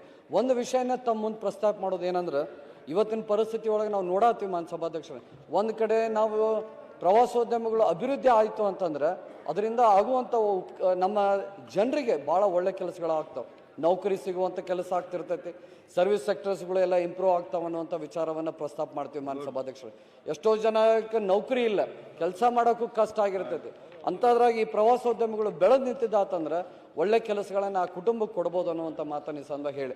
ಯಾಕಂದರೆ ಈಗ ಅಂತಾರಾಷ್ಟ್ರ ಮಟ್ಟದ ಏನು ಪ್ರವಾಸಿಗಳಾದಾರ ಬರ್ತಾ ಇಲ್ಲ ಮಾನ್ಯ ಸಭಾಧ್ಯಕ್ಷರು. ಒಂದು ಕಡೆ ನೋಡಿದ್ರೆ ಯುನೈಟೆಡ್ ಸ್ಟೇಟ್ಸದ್ದು ಟ್ಯಾರಿಫ್ ಪ್ಲಾನ್ಸ್ ಎಲ್ಲ ಹಾಕಿ ನಮ್ಮ ಎಲ್ಲ ಇಂಡಸ್ಟ್ರೀಸನ್ನು ಹೆಚ್ಚು ಕಡಿಮೆ ಮುಳುಗುವಂಥ ವ್ಯವಸ್ಥೆದಾಗ ನಾವು ಒಮ್ಮೆ ನೋಡಾಕತ್ತೀವಿ. ಇನ್ನೊಂದು ಕಡೆ ರಷ್ಯಾ ಫ್ಯೂಲ್ಸದ್ದು ಇಶ್ಯೂಸ್ ಬಗ್ಗೆ ನೋಡಾಕತ್ತೀವಿ. ಇಂಥವೆಲ್ಲ ವಿಷಯಗಳನ್ನು ನಾವು ಪ್ರಸ್ತಾಪ ಮಾಡಿದಾಗ ಇನ್ನೂ ನಾವು ಬೇರೆ ವಿಷಯಗಳಿಗೆ ಜಗಳಾಡೋದಾಗೈತಿ. ನಮ್ಮ ದೇಶ ಉದ್ಧಾರ ಮಾಡೋದು, ನಮ್ಮ ರಾಜ್ಯಗಳನ್ನು ಉದ್ಧಾರ ಮಾಡೋದು ಭಾಳ ಅನಿವಾರ್ಯತೆ ಮತ್ತು ಅವಶ್ಯಕತೆ ಅಂತ ನಾನು ಭಾವಿಸ್ತೀನಿ. ಹಾಗಾಗಿ ಈ ಎಲ್ಲ ವಿರೋಧ ಪಕ್ಷದ ತನ್ನ ಕಳಕಳಿಯಿಂದ ವಿನಂತಿ ಮಾಡ್ಕೊಳ್ಳೋದು, ತಾವೆಲ್ಲರೂ ಕೂಡಿ ನಮಗೂ ಸ್ವಲ್ಪ ಸಹಾಯ ಸಹಕಾರವನ್ನು ನೀಡ್ರಿ.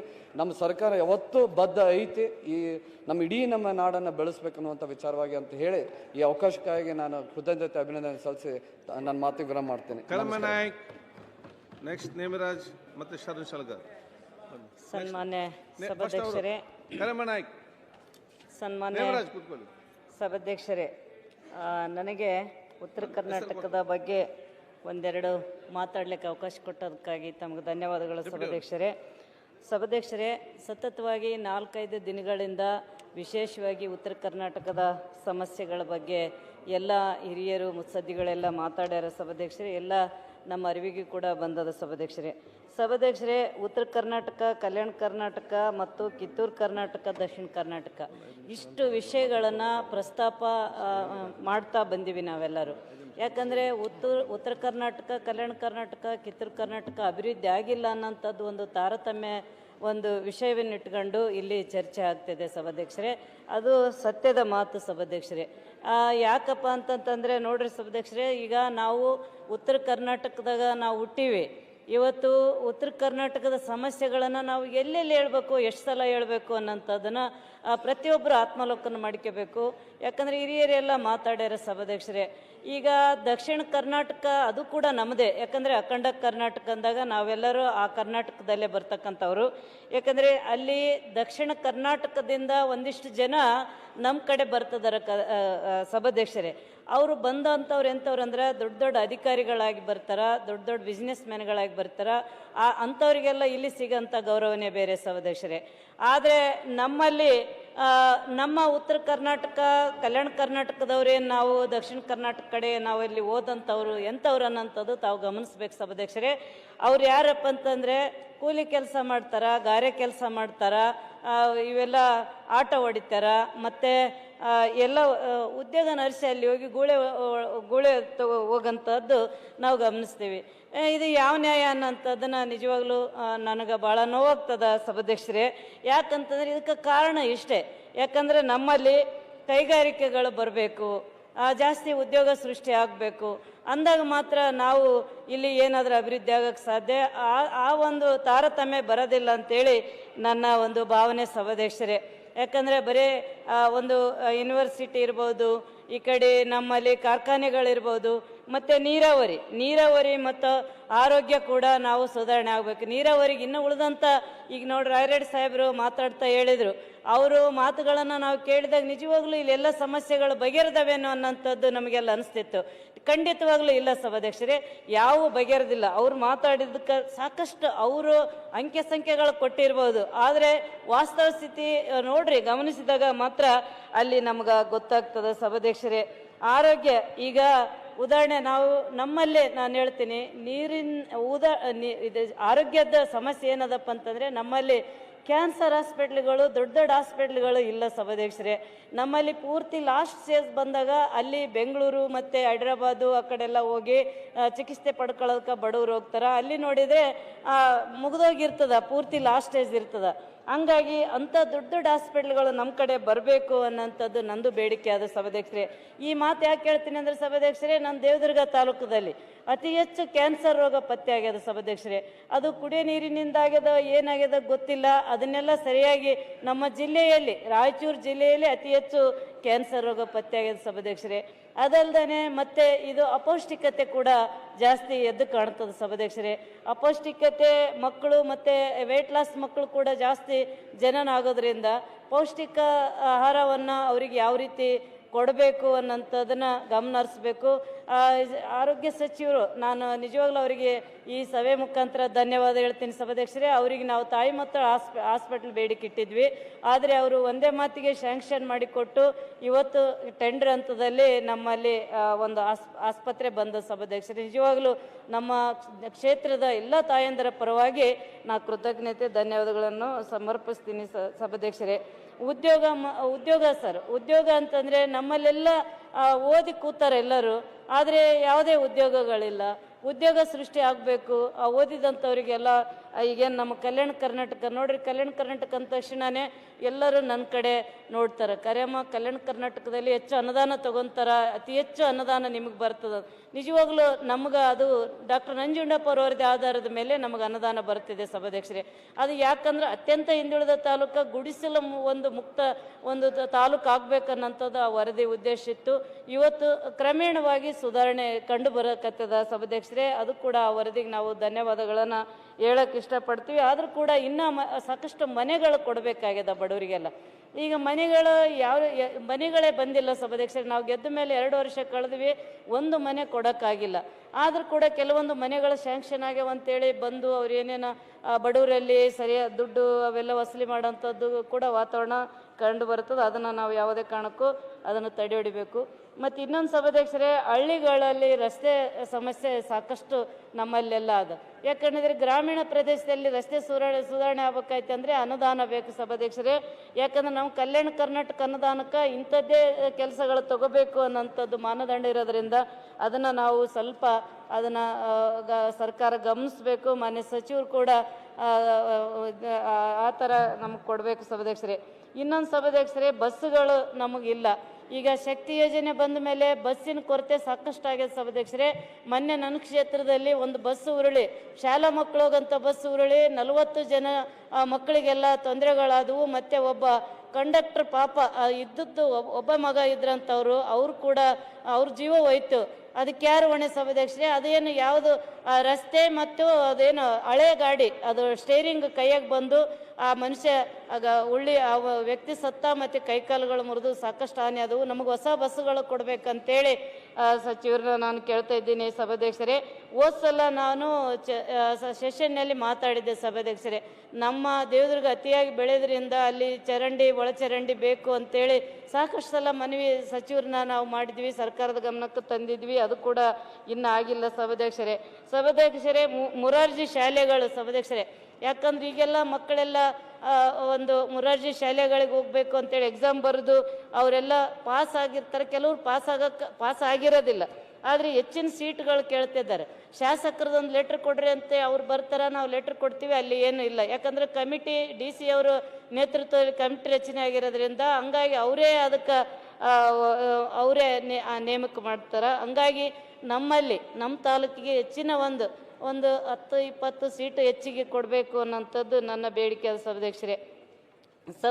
ಇನ್ನೊಂದು 15ನೇ ಕಾಲುವೆ ಪೂರ್ಣಗೊಳಿಸ್ಬೇಕಂತೇಳಿ ಸಾಕಷ್ಟು ಸಲ ಹೋರಾಟಗಳದು. ನಮ್ಮ ರೈತರು ಭಾಳಷ್ಟು ಕಾಯ್ತಾ ಇದ್ದಾರೆ ಸಭಾಧ್ಯಕ್ಷರೇ, ಅದು ಅಪೂರ್ಣ ಆಗ್ಯದ. ಹಂಗಾಗಿ ಅದನ್ನು ನಾವು ಮಾಡಿಕೊಡೋದಕ್ಕೆ ನೀರಾವರಿ ಸಚಿವರು ಮತ್ತು ಎಲ್ಲರ ಗಮನ ಸೆಳೆಯೋಕ್ಕೆ ನಾನು ಪ್ರಯತ್ನ ಮಾಡ್ತೀನಿ ಸಭಾಧ್ಯಕ್ಷರೇ. ಇನ್ನೊಂದು ಸಭಾಧ್ಯಕ್ಷರೇ, ಮಹಿಳಾ ಶೌಚಾಲಯಗಳು ಈಗಾಗಲೇ ಮಹಿಳಾ ಶೌಚಾಲಯಗಳು ಆಗಬೇಕು ಅಂತೇಳಿ ನಮ್ಮಲ್ಲಿ ಕೂಡ ಶೌಚಾಲಯಗಳಾಗ್ಯಾವ. ಆದರೆ ಬರೀ ಅದು ಟೆಂಟ್ ಅದೇನಂತಾರೆ ಶೆಡ್ಗಳಷ್ಟೇ ನಿರ್ಮಾಣ ಆಗ್ಯಾವ ಸಭಾಧ್ಯಕ್ಷರೇ. ಇನ್ನು ಅದು ಯಾವುದೇ ಕೆಲಸ ಆಗಿಲ್ಲ. ಅದು ಯಾರು ಏಜೆನ್ಸಿ ಅಂತಲೇ ಗೊತ್ತಿಲ್ಲ, ನಾವು ಯಾರನ್ನ ಕೇಳ್ಬೇಕಂತಲೇ ಗೊತ್ತಿಲ್ಲ ಸಭಾಧ್ಯಕ್ಷರೇ. ಅದ್ರ ಬಗ್ಗೆ ಸರ್ಕಾರದ ಗಮನಕ್ಕೆ ತರಕ್ಕೆ ಬಯಸ್ತೀನಿ. ಯಾಕಂದರೆ SC ST ಜನಾಂಗ ನಾವು ಜಾಸ್ತಿ ಇರೋದ್ರಿ.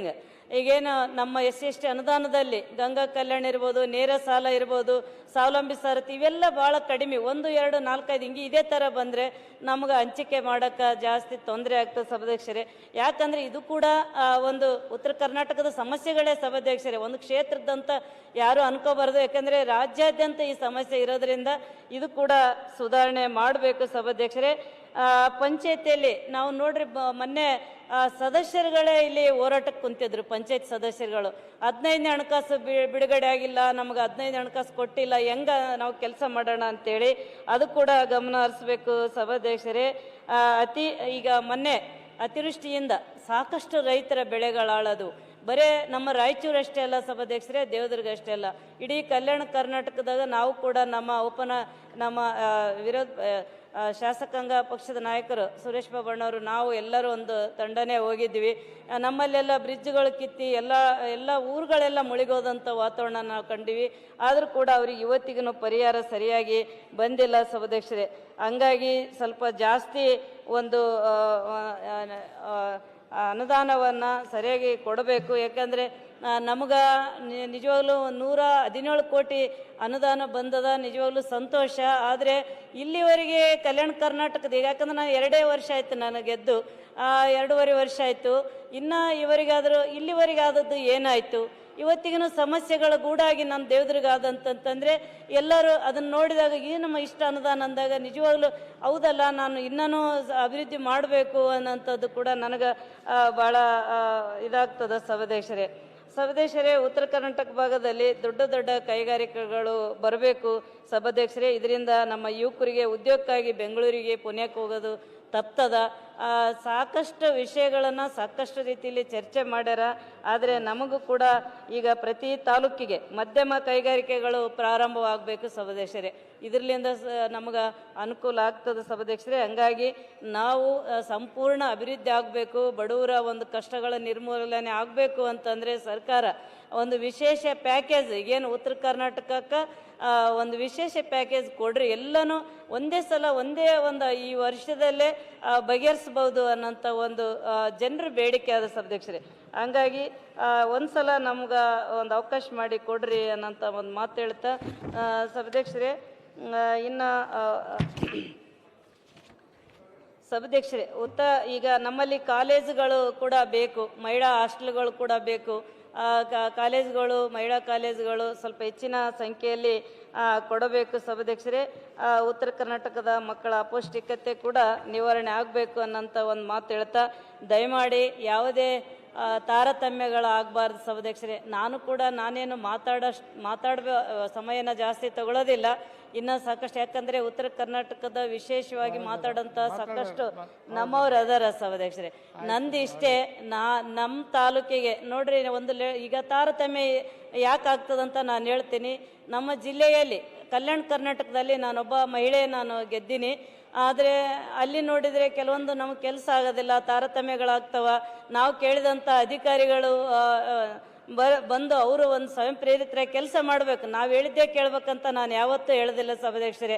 ಯಾರಾದರೂ ಒಂದು ಲೆಟ್ರ್ ಕೊಟ್ಟರೆ ನಾನು ಇಂಥ ನಿಗಮ ಅಂತ ಹೇಳೋದಿಲ್ಲ ಸಭಾಧ್ಯಕ್ಷರೇ. ಅಲ್ಲಿ ಹೋಗಿ ನಾನು ಕೇಳಿದೆ, ನಾನೇ ಸ್ವತಃ ಹೋಗಿ ಆ ನಿಗಮಕ್ಕೆ ಭೇಟಿಯಾಗಿ, ಅಲ್ರಿ ನಾನು ಲೆಟ್ರ್ ಕೊಟ್ಟಿದ್ದೆ, ಏನಾದರೂ ಲೋನ್ಗಳು ಏನಾದ್ರು ಸ್ಯಾಂಕ್ಷನ್ ಆಗ್ಯಾವನಂತ ಕೇಳಿದೆ ಸಭಾಧ್ಯಕ್ಷರೇ. ಅವರು ಪಾಪ ಒಂದು ಫೈಲಲ್ಲಿ ನನಗೆ 50-20 ಲೆಟ್ರ್ಗಳನ್ನು ಜೋಡಿಸಿ ಇಟ್ಬಿಟ್ಟಿದ್ರು. ಏನ್ರಿ ಇಲ್ಲಿಟ್ಟಿರಲ್ಲ ಯಾಕಂತ ಕೇಳಿದ್ರೆ, ಇಲ್ರಿ ಮೇಡಮ್ ಹಂಗೆ ನಾವು ನಿಮ್ಮ ಬಂದು ಜೋಪಾನವಾಗಿ ಇಟ್ಟಿವಿ, ನಾವು ಅಲ್ಲಿ ನಾವು ನಿಮ್ಮ ಕೇಳಿದಷ್ಟು ಅನುದಾನ ಕೊಡಬೇಕಂದ್ರೆ ನಮ್ಗೆ ಆದೇಶ ಆಗಬೇಕು ಅಂತೇಳಿ. ಇದು ತಾರತಮ್ಯ ಅಂತ ನನಗೆ ಅನಿಸ್ತದೆ ಸಭಾಧ್ಯಕ್ಷರೇ. ನಾವೆಲ್ಲರೂ ಒಂದು ಕನಸಿಟ್ಕೊಂಡು ಬಂದ್ವಿ ಸಭಾಧ್ಯಕ್ಷರೇ. ಯಾರು ಎಲೆಕ್ಷನ್ ಹೆಂಗಾಗ್ಯದ ಗೊತ್ತಿಲ್ಲ, ಎಲ್ಲ ರೀತಿಯಿಂದನೂ ಕೂಡ ಅವರೆಲ್ಲ ಸೀನಿಯರ್ ಇರ್ತಾರ, ರಾಜಕೀಯ ಅನುಭವಗಳಿರ್ತಾವ, ಅವರಿಗೆಲ್ಲ ಸಾಕಷ್ಟು ಶಕ್ತಿ ಇರ್ತದೆ. ಅಂಥವ್ರು ಅಧಿಕಾರಕ್ಕೆ ಬಂದರು ಸಭಾಧ್ಯಕ್ಷರೇ. ನಾನು ಅಧಿಕಾರಕ್ಕೆ ಬರೋದಕ್ಕಿಂತ ಮುಂಚೆ ಮನೆಗೆ ಹೋಗಿ ಎಲ್ಲರನ್ನ ಓಟ್ ಕೇಳಿ ನಿಮ್ಮ ಕೆಲಸ ಎಲ್ಲ ಮಾಡಿಕೊಡ್ತೀನಿ ಅಂತೇಳಿ ನಾನು ಅವರಿಗೆ ಒಂದು ಮಾತು ಕೊಟ್ಟೀನಿ ಸಭಾಧ್ಯಕ್ಷರೇ. ಆ ಮಾತಿನ ಪ್ರಕಾರ ನಮ್ಮ ಮಹಿಳಾ ಕ್ಷೇತ್ರಗಳೆಲ್ಲೇ ಇರಲಿ, ಅವರಿಗೆಲ್ಲ ಒಂದು ಗೌರವದಿಂದ ನಮ್ಮ ಅಲ್ಲಿ ಅಧಿಕಾರಿಗಳನ್ನು ಸ್ವಲ್ಪ ನೋಡ್ರಿ, ಯಾಕಂದರೆ ಯಾರು ಬರ್ತಾರೋ ಯಾರು ಹೋಗ್ತಾರೋ ಗೊತ್ತಾಗೋದಿಲ್ಲ ಸಭಾಧ್ಯಕ್ಷರೇ. ಅಧಿಕಾರಿಗಳು ಅವ್ರು ಒಂದು ಶಾಲು ಒಂದು ಹೂವಿನಾರ ತೊಗೊಂಬರ್ತಾರೆ, ಅವಾಗ ಇವ್ರು ಯಾರು ಏನಂತ ಕೇಳಿದಾಗ ನಾವು ಇಲ್ಲಿ ಬಂದೀವ್ರಿ ನಿಮ್ಮಲ್ಲಿ ಅಂತ. ಈ ಥರ ವ್ಯವಸ್ಥೆ ನಮಗೆ ಆಗಿದ್ದು ನೋಡಿದರೆ ನಿಜವಾಗ್ಲೂ ಅವಮಾನ ಅಂತ ಅನ್ನಿಸ್ತದೆ ಸಭಾಧ್ಯಕ್ಷರೇ. ಯಾರನ್ನ ಒಳ್ಳೆಯ ನುರಿತಂಥ ಒಂದು ಅಧಿಕಾರಿಗಳನ್ನು ನಮ್ಮ ತಾಲೂಕಿಗೆ ಕೊಡ್ರಿ ಸಭಾಧ್ಯಕ್ಷರೇ. ಅವ್ರಲಿಂದ ನಾವು ಕರ್ಕೊಂಡು ಗೌರವದಿಂದ ನಾವು ಕೆಲಸ ಮಾಡ್ತೀವಿ. ನಾವೇನು ಯಾರ ಮೇಲೆ ಒತ್ತಡ ಹಾಕೋದಿಲ್ಲ, ಏನಿಲ್ಲ. ನಾವು ಮಹಿಳೆಯರು, ಯಾಕಂದರೆ ನಾವು ಯಾವಾಗಲೂ ಮನೇಲಿರೋದ್ರಿಂದ ಮನೇಲಿ ಬಂದು ಜನ, ನಮ್ಮ ರೈತರು, ಯುವಕರು, ಮಹಿಳೆಯರು ಸಾಕಷ್ಟು ಕೆಲಸಗಳನ್ನು ಕೇಳ್ತಿರ್ತಾರೆ ಸಭಾಧ್ಯಕ್ಷರೇ. ಹಂಗಾಗಿ ನನಗೊಂದು ಇದೊಂದು ಗಮನಿಸಬೇಕು ಸರ್ಕಾರ ಅನ್ನೋಂಥ ಒಂದು ಮಾತನ್ನ ನಾನು ಹೇಳೋಕ್ಕೆ ಇಷ್ಟಪಡ್ತೀನಿ ಸಭಾಧ್ಯಕ್ಷರೇ.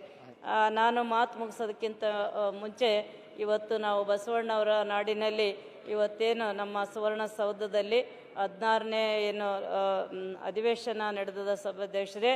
ಆದರೆ ಮಾತು ಮುಗಿಸೋದಕ್ಕಿಂತ ಮುಂಚೆ ಬಸವಣ್ಣವ್ರ ಹೆಚ್ಚಿನ ನಾನು, ಯಾಕಂದ್ರೆ ಸ್ಟಾರ್ಟಿಂಗೇ ನಾನು ಹೇಳ್ಬೇಕಂದಿದ್ದೆ, ನನಗಾದ ಒಂದು ಅವಮಾನ ಮತ್ತು ನನ್ನಲ್ಲಿ ಎಲ್ಲ ಶಾಸಕರುಗಳಿಗೆ ಆದಂಥ ತಾರತಮ್ಯಗಳು ಇವನ್ನೆಲ್ಲ ಸ್ವಲ್ಪ ಸದನದ ಗಮನಕ್ಕೆ ತಂದು ನಾನು ಏನಾದರೂ ಕೇಳೋಣ ಅಂತ ನಾನು ಅಂದ್ಕೊಂಡಿದ್ದೆ ಸಭಾಧ್ಯಕ್ಷರೇ. ಇಷ್ಟೇ. ಇವನ್ಯಾರವ ಇವನಾರವ ಇವನ ಯಾರವ ಅನ್ನದಿರಯ್ಯ, ಇವ ನಮ್ಮವ ಇವ ನಮ್ಮ ಮನೆ ಮಗನೆಂದಿರಿಸದಯ್ಯ ಕೂಡಲ ಸಂಗಮ ದೇವ ಅಂದಂಗ, ನೀವು ನಮ್ಮನ್ನ ಯಾರು ಏನು ಅಂತೇಳಿ ಭೇದ ಭಾವ ಮಾಡಬೇಡ್ರಿ. ನಾವೆಲ್ಲರೂ ಸದನದ ಒಂದು ಇದೇನು ಒಂದು ತಾಯಿ ಮಕ್ಕಳಿದ್ದಂಗ, ಸರ್ಕಾರಕ್ಕೆ ನಾವು ಕೂಡ ಒಂದಂಗ, ನಾವು ನಿಮ್ಮ ಜೊತೆಯಲ್ಲಿ ಇರ್ತೀವಿ. ನಮಗೊಂದು ಅವಕಾಶ ಕೊಡ್ರಿ. ಮುಂದಿನ ರಾಜಕಾರಣಕ್ಕೆ ಬರಬೇಕಾಯ್ತಂದ್ರೆ ಜನ ನಮ್ಮನ್ನು ನೋಡಿ ಬರಬೇಕು. ಅಲ್ಲಿ ಕರೆಮ್ನವ್ರಿಗೆ ಆದ ಗತಿ ನಿಮ್ಗೆ ಆತದ ನೋಡಿ ಅಂತೇಳಿ ಮಹಿಳೆಯರನ್ನ ಯಾರನ್ನ ರಾಜಕಾರಣಕ್ಕೆ ಬಿಡಲಾರ್ದಂಥ ಪರಿಸ್ಥಿತಿ ಬರ್ತದೆ. ಹಂಗಾಗಿ ದಯಮಾಡಿ ನಮ್ಮ ಕ್ಷೇತ್ರಕ್ಕೆ, ನಮ್ಮ ಜಿಲ್ಲೆಗೆ, ನಮ್ಮ ಕರ್ನಾಟಕಕ್ಕೆ, ಉತ್ತರ ಕರ್ನಾಟಕ, ದಕ್ಷಿಣ ಕರ್ನಾಟಕ, ಎಲ್ಲ ಕರ್ನಾಟಕ ಒಂದೇ, ನಮಗೆ ಎಲ್ಲರಿಗೂ ಒಂದು ಒಳ್ಳೆಯ ಅವಕಾಶನ, ಅನುದಾನವನ್ನು ಒದಗಿಸಿ ತಾರತಮ್ಯ ಮಾಡ್ದಂಗೆ ಒಂದು ಅವಕಾಶ ಕೊಡ್ರಿ.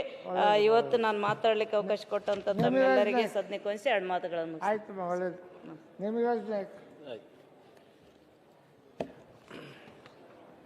ಮಾನ್ಯ ಅಧ್ಯಕ್ಷರೇ, ಬೆಳಗಾವಿಯ ಸುವರ್ಣಸೌಧದಲ್ಲಿ ಚಳಿಗಾಲದ ಅಧಿವೇಶನವನ್ನು ಕಳೆದ ಹಲವಾರು ವರ್ಷಗಳಿಂದ ನಡ್ಕೊಂಡು ಬಂದಿದೆ. ಇದರ ಉದ್ದೇಶ ಏನು? ಇಲ್ಲಿ ಉತ್ತರ ಕರ್ನಾಟಕ ಭಾಗದ ಸಮಸ್ಯೆಗಳ ಬಗ್ಗೆ ಸಮಗ್ರವಾಗಿ ಚರ್ಚೆ ನಡೆಸಿ ಆ ಭಾಗದ ಅಭಿವೃದ್ಧಿ ಮಾಡಬೇಕನ್ನುವಂಥ ಕಲ್ಪನೆಯನ್ನು ಇಟ್ಕೊಂಡು ಬೆಳಗಾವಿಯ ಅಧಿವೇಶನವನ್ನು ಮಾಡುವಂಥ ಪ್ರವೃತ್ತಿಯನ್ನು ಪ್ರಾರಂಭ ಆಗಿರುವಂಥದ್ದು. ಈ ಉದ್ದೇಶ ನಿಜವಾಗಿಯೂ ಈಡೇರಿಕೆ ಆಗ್ತಾ ಇದೆಯಾ? ಇದು ನನ್ನ ಪ್ರಶ್ನೆ ಅಲ್ಲ. ಇದು ಈ ಕಲ್ಯಾಣ ಕರ್ನಾಟಕ ಭಾಗದ ಜನಸಾಮಾನ್ಯರ ಅವರ ಅನಿಸಿಕೆ ಆಗಿರುವಂಥದ್ದು. ಮಾನ್ಯ ಅಧ್ಯಕ್ಷರೇ, ಒಂದು ತಾಯಿಯ ಒಡಲಲ್ಲಿ ಹುಟ್ಟಿದವರು ಒಬ್ಬ ಶ್ರೀಮಂತನಾಗಿ ಇನ್ನೊಬ್ಬ ಬಡವನಾಗಿ ಉಳಿದರೆ ಆ ತಾಯಿಗೆ ಆಗುವಂಥ ಸಂಕಟ ಎಂಥದ್ದು ನೋಡಿ ಅಧ್ಯಕ್ಷರೇ. ಹಾಗೆ ಇವತ್ತು ಇದೇ ರೀತಿಯಲ್ಲಿ ಕರ್ನಾಟಕ ರಾಜ್ಯದಲ್ಲಿ ನಮ್ಮ ಉತ್ತರ ಕರ್ನಾಟಕದ ಜನರ ಕಥೆಯಾಗಿದೆ. ಯಾಕಂತ ಹೇಳಿದರೆ ಇವತ್ತು ನಾವು ಯಾವ ರೀತಿ ತಾರತಮ್ಯಗಳು ಆಗ್ತಾ ಇದೆ ಅನ್ನೋದಕ್ಕೆ ಇದನ್ನು ಒಂದು ಎಕ್ಸಾಂಪಲ್ ಹೇಳ್ತಾ ಇದ್ದೀನಿ. ಇವತ್ತು ಬೆಂಗಳೂರು ಸೇರಿದಂತೆ ಮೈಸೂರು, ಮಂಗಳೂರು, ಹುಬ್ಬಳ್ಳಿ, ತುಮಕೂರು ಮುಂತಾದ ಪ್ರದೇಶಗಳಲ್ಲಿ ಕೈಗಾರಿಕೆಗಳು ಬಂದು ಸಾಕಷ್ಟು ಅಭಿವೃದ್ಧಿ ಕಡೆ ಮುಖ ಮಾಡಿದೆ. ಆದರೆ ಉತ್ತರ ಕರ್ನಾಟಕ ಅಥವಾ ಕಲ್ಯಾಣ ಕರ್ನಾಟಕ ಭಾಗದಲ್ಲಿ ಜನರ ಗೋಳು ಮಾತ್ರ ಕೇಳೋರು ಇಲ್ಲದಂತ ಆಗಿರುವಂಥದ್ದು ಕೂಡ ನಾವು ಗಮನದಲ್ಲಿ ಇಟ್ಕೋಬೇಕು. ಮಾನ್ಯ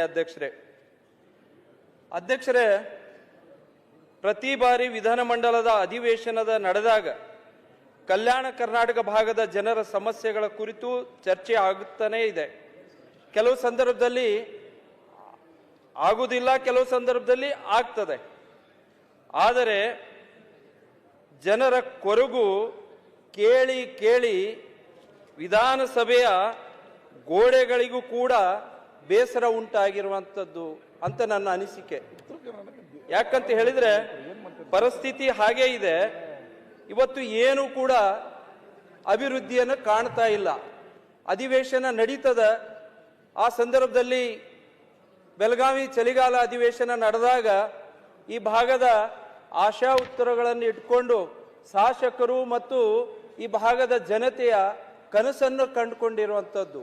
ಈ ಭಾಗದಲ್ಲಿ ಅಧಿವೇಶನ ಆಗತ್ತಂತ ಹೇಳಿದ್ರೆ ಏನೋ ಒಂದು ನಿರೀಕ್ಷೆಯನ್ನು ಇಟ್ಕೊಂಡಿರ್ತಾರೆ. ಮಾನ್ಯ ಅಧ್ಯಕ್ಷರೇ, ಆ ನಿರೀಕ್ಷೆ ಹುಸಿ ಆಗ್ತಾ ಇರುವಂಥದ್ದನ್ನ ಇವತ್ತು ಜನ ಮಾತಾಡ್ತಕ್ಕಂಥದ್ದು ಆ ಹುಸಿ ಆಗ್ತಾ ಇದೆ. ಏನು ಅಭಿವೃದ್ಧಿ ಕಾಣ್ತಾ ಇಲ್ಲ ಅನ್ನುವಂಥದ್ದು.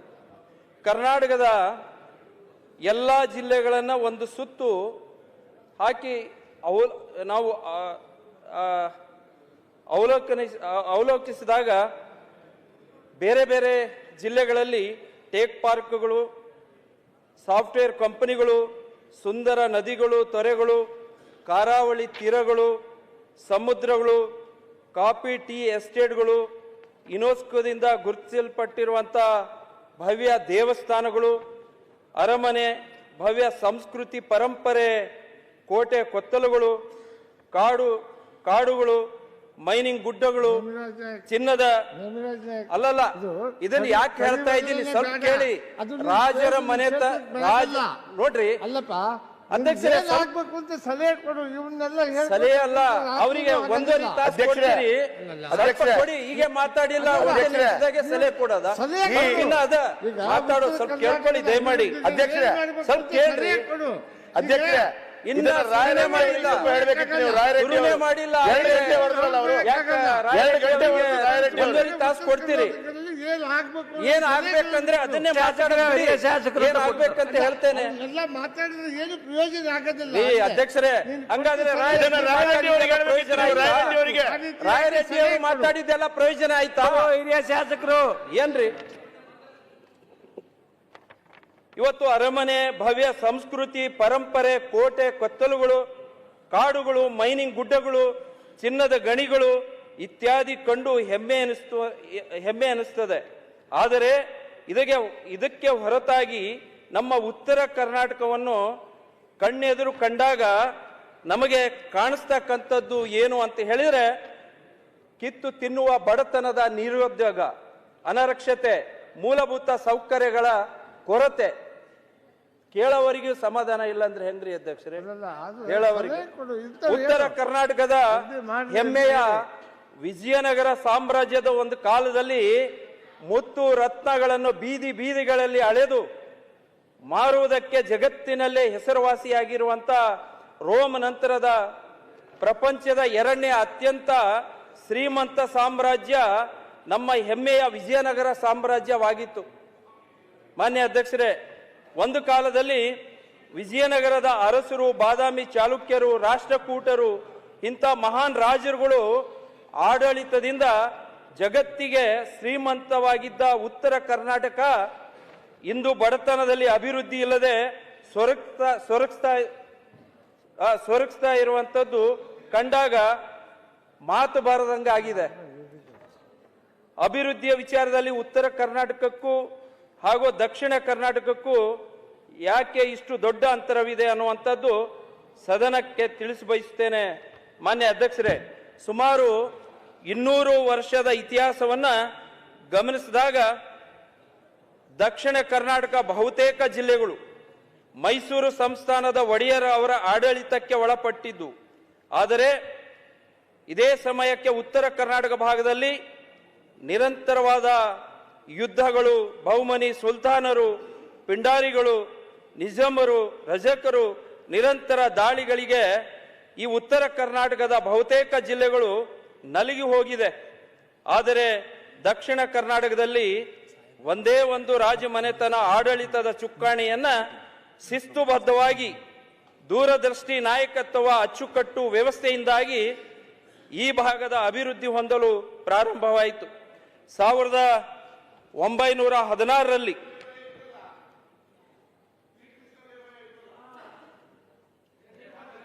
ಅದ 1916ರಲ್ಲಿ ಮೈಸೂರು ವಿಶ್ವವಿದ್ಯಾಲಯ ಭಾರತದ ಮೊದಲು ಸಾಂಸ್ಥಾನಿಕ ವಿಶ್ವವಿದ್ಯಾಲಯ ಈ ಭಾಗದಲ್ಲಿ ಪ್ರಾರಂಭವಾಯಿತು. ಸರ್ ಎಂ ವಿಶ್ವೇಶ್ವರಯ್ಯನವರ ನೇತೃತ್ವದಲ್ಲಿ ಭದ್ರಾವತಿಯಲ್ಲಿ ಉಕ್ಕಿನ ಕಾರ್ಖಾನೆ ಪ್ರಾರಂಭ ಮಾಡಿದ್ರು. ಮೈಸೂರು ಸ್ಯಾಂಡಲ್ ಸೋಪ್ ಕಾರ್ಖಾನೆ, ಮಂಡ್ಯ ಸಕ್ಕರೆ ಕಾರ್ಖಾನೆಗಳು, ಮೈಸೂರು ಬ್ಯಾಂಕು 1940ರಲ್ಲಿ ಬೆಂಗಳೂರಿನಲ್ಲಿ ಹಿಂದೂಸ್ತಾನ್ ಅಲ್ಲ ಏನಾಗಬೇಕು ಹೇಳೀಗ ಅವತ್ತಾಗಿದೆ. ಹೌದು 1940ರಲ್ಲಿ. ಯಾಕೆ ಹೇಳ್ತಾ ಇದ್ದೀನಿ ಅಂದ್ರೆ ಆ ಕಾಲದಲ್ಲಿ ಉತ್ತರ ಕರ್ನಾಟಕ ಅಭಿವೃದ್ಧಿ ಆಗಿತ್ತು, ಈ ಕಾಲದಲ್ಲಿ ಆಗ್ತಾ ಇಲ್ಲ. ಅದನ್ನ ತೋಲನೆ ಮಾಡಿ ಹೇಳ್ತಾ ಇದ್ದೀನಿ, ಅದಕ್ಕೆ ಹೇಳ್ತಾ ಇದ್ದೀನಿ. ಮತ್ತೆ HL ನಂತ ಸಂಸ್ಥೆ ಕೂಡ ಅವತ್ತು ಪ್ರಾರಂಭ ಮಾಡಿದ್ರು. ನೀರಾವರಿ ಅಭಿವೃದ್ಧಿಯನ್ನ ಗಮನಿಸಿದಾಗ 1931ರಲ್ಲಿ ಮಾನ್ಯ ಅಧ್ಯಕ್ಷರೇ ಕೃಷ್ಣರಾಜ ಸಾಗರ್ KRS ಡ್ಯಾಮ್ನ ನಿರ್ಮಾಣವಾಗಿ ಲಕ್ಷಾಂತರ ರೈತರ ಬದುಕಿನ ಬೆಳಕಾಯಿತು. ಆ ಕಾಲಕ್ಕೆ ಈ ಅಣೆಕಟ್ಟು ಏಷ್ಯಾದಲ್ಲಿ ಅತ್ಯಂತ ದೊಡ್ಡ ಅಣೆಕಟ್ಟಾಗಿತ್ತು. 1902ರಲ್ಲಿ ಏಷ್ಯಾದಲ್ಲಿಯೇ ಮೊದಲ ಬಾರಿಗೆ ವಿದ್ಯುತ್ ಉತ್ಪಾದನೆ ಮಾಡಿದ್ದು ಶಿವಮೊಗ್ಗದ ಶಿವ ಸಮುದ್ರದಲ್ಲಿ. ಇದೇ ಕಾಲದಲ್ಲಿ ಬೆಂಗಳೂರು ಹಾಗೂ ಕೋಲಾರ ಹಲವು ಭಾಗಗಳಲ್ಲಿ ವಿದ್ಯುತ್ ಸರಬರಾಜು ಮಾಡಲಾಯಿತು. ಈ ಮೂಲಕ ಕೈಗಾರಿಕೆಗಳ ಕ್ರಾಂತಿ ಪ್ರಾರಂಭವಾಯಿತು. ಪ್ರಿಂಟಿಂಗ್ ಪ್ರೆಸ್ಗಳು ಪ್ರಾರಂಭವಾದವು. ಮೂಲಭೂತ ಸೌಕರ್ಯ ಸಾಮಾನ್ಯ ಜನಗಳಿಗೆ ಆ ಸಂದರ್ಭದಲ್ಲಿ ಸಿಗುವಂತ ಒಂದು ವ್ಯವಸ್ಥೆ ಆಯಿತು. ಒಂದು ಕಡೆ ದೂರದೃಷ್ಟಿ ಇದ್ದ ಮೈಸೂರು ಮಹಾರಾಜರ ಆಡಳಿತದಿಂದ ಕೈಗಾರಿಕೆ, ಮೂಲಭೂತ ಸೌಕರ್ಯ, ಆಧುನಿಕ ಶಿಕ್ಷಣ, ವಿದ್ಯುತ್ ಹೀಗೆ ಹಲವಾರು ಕ್ಷೇತ್ರಗಳಲ್ಲಿ ಕ್ರಾಂತಿ ನಡೆಯುತ್ತಿದ್ದರೆ, ಮತ್ತೊಂದೆಡೆ ನಮ್ಮ ಉತ್ತರ ಕರ್ನಾಟಕದ ಜಿಲ್ಲೆಗಳಲ್ಲಿ ಪಿಂಡಾರಿಗಳ, ರಜಕರ ದಾಳಿಗಳು, ನಿಜಾಮರ ಒಳ ಜಗಳಗಳು, ಬಡ ಜನರ ಮೇಲೆ ನಿರಂತರ ದಾಳಿಗಳಿಂದ ಉತ್ತರ ಕರ್ನಾಟಕ ಹಿಂದು ಉಳಿಲಿಕ್ಕೆ ಕಾರಣವಾಯಿತು. ಸದಾ ಅರಾಜಕತೆ ತುಂಬಿದ ವಾತಾವರಣದಲ್ಲಿ ನಿರ್ಮಾಣವಾಯಿತು. ಸ್ವಾತಂತ್ರ್ಯ ಬಂದ ನಂತರವೂ ಅಭಿವೃದ್ಧಿಯ ವೇಗದಲ್ಲಿ ದಕ್ಷಿಣ ಕರ್ನಾಟಕಕ್ಕೆ ಸಮನಾಗಿ ಹೋಗಲು ಸಾಧ್ಯವಾಗಲಿಲ್ಲ. ಮಾನ್ಯ ಅಧ್ಯಕ್ಷರೇ, ಇವತ್ತು ಶಿಕ್ಷಣದ ವಿಷಯವನ್ನು ನಾವು ನೋಡೋದಾದ್ರೆ ಇವತ್ತು ಏನಾಗಿದೆ ಅಂತ ಹೇಳಿದ್ರೆ, SSLC PUC ಶೇಕಡವಾರು ಫಲಿತಾಂಶವನ್ನು ನಾವು ನೋಡೋದಾದ್ರೆ ಇವತ್ತು 1ರಿಂದ 15ನೇ ಸ್ಥಾನದಲ್ಲಿ ದಕ್ಷಿಣ ಕನ್ನಡ ಮತ್ತು ಉಡುಪಿ ಭಾಗ, ಆದರೆ ಉತ್ತರ ಕರ್ನಾಟಕದ ಜಿಲ್ಲೆಗಳು 25ರಿಂದ 32ನೇ ಸ್ಥಾನದಲ್ಲಿ. ಕೊನೆ ಸ್ಥಾನ ಯಾವುದಿದೆ ಅಂತ ಹೇಳಿದ್ರೆ ಯಾದಗಿರಿ ಜಿಲ್ಲೆ. ನಮ್ಮ ಪರಿಸ್ಥಿತಿ ಹೆಂಗಿದೆ? ಈ ಸಲ ಕಲಬುರಗಿ ಕಲಬುರಗಿ ಇದೆ, ಯಾದಗಿರಿ ಇಲ್ಲ. ಹಿಂದಿಂದ ಹೇಳ್ತಾ ಆಯ್ತು, ನೀವು ಯಾಕೆ ಚರ್ಚೆ ಮಾಡ್ತೀರಿ? ಆ ಪರಿಸ್ಥಿತಿ ಏನಿದೆ ಅಂತ ಹೇಳ್ತೀನಿ. ಯಾಕಂದ್ರೆ ತಾರತಮ್ಯ ಏನಾಗ್ತಾ ಇದೆ ಈ ಭಾಗದಲ್ಲಿ ನಂತರ ಇವತ್ತು SSLC ಫಲಿತಾಂಶಗಳು ದಕ್ಷಿಣ ಕನ್ನಡ ಆಗಿರ್ಬೋದು, ಉಡುಪಿ ಆಗಿರ್ಬೋದು 91.16% ಪರ್ಸೆಂಟೇಜ್ ಅಲ್ಲಿ ಇರುವಂತದ್ದು. ನಮ್ಮ ಈ ಭಾಗ ಏನಾಗಿದೆ ಉತ್ತರ ಕರ್ನಾಟಕದ ಭಾಗ ಅಂತ ಹೇಳಿದ್ರೆ ಕೇವಲ 42.43%, 49.58%, ಶರಣ್ ಸರ್ಗಾರ್ 51.6%. ಅಲ್ಲ ಅಧ್ಯಕ್ಷರೇ, ತಟ್ರಿ ಇವತ್ತು ಆಯ್ತು, 15 ನಿಮಿಷ ಪಾಪ ನಿಜ ಹೇಳಿದ್ರೆ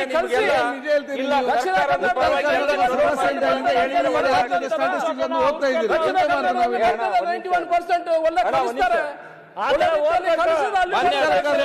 ನಿಮ್ಮ ಊರಿನ ಸಮಸ್ಯೆ ಮಾಹಿತಿ ನಾವು ಕೊಟ್ಟು ನಾವೆಂತ ಮಾಡುದು ಅಂತ ತಗೊಂಡಿಲ್ಲಿ ಕಲ್ಯಾಣ ಕರ್ನಾಟಕಕ್ಕೆ ಕಡಿಮೆ ಏನ್ ಮಾಡ್ಬೇಕಂತ 2 ನಿಮಿಷ. ಮಾನ್ಯ ಅಧ್ಯಕ್ಷರೇ, 371 ಜೆ ಮೀಸಲು ಅನುಷ್ಠಾನಕ್ಕೆ ಪಾರದರ್ಶಕತೆ ಬೇಕು. ವಿಶ್ವಗುರು ಬಸವಣ್ಣನವರು ನಡೆದಾಡಿದ ಪುಣ್ಯಭೂಮಿಯ ಹಿನ್ನೆಲೆಯಲ್ಲಿ ಈ ಪ್ರದೇಶವನ್ನು ಕಲ್ಯಾಣ ಕರ್ನಾಟಕ ಎಂದು ನಾಮಕರಣ ಮಾಡಿದ್ದಾಯಿತು. ಆದರೆ ಸಮಗ್ರ 371 ಜೆ ಮೀಸಲು ನಿಯಮ ಪಾರದರ್ಶಕತೆ ರೀತಿಯಲ್ಲಿ ಅನುಷ್ಠಾನವಾಗುತ್ತಿಲ್ಲ. ಏನಾಗ್ತಾ ಇದೆ ಅಂದ್ರೆ, ರಾಯರೆಡ್ಡಿ ಅವರು ಹೇಳಿದ್ರು 5,000 ಕೋಟಿ ಹಣವನ್ನು ಕೊಡ್ತಾ ಇದೆ ಕಲ್ಯಾಣ ಕರ್ನಾಟಕಕ್ಕಂತೇಳಿ. ನೀವು 2,000 ಕೋಟಿ ಯಾವ ಸ್ವಾಮಿ ಕೋಟವನ್ನು ಮಾಡ್ಕೊಂಡಿದ್ದೀರಿ? 2,000 ಕೋಟಿ ಕೋಟ ಎಲ್ಲಿ ಅದನ್ನು ಮಾಡ್ಕೊಂಡು ಅದು ಪಾರದರ್ಶಕತೆನಾ? ಇದು 5,000 ಕೋಟಿನಾ?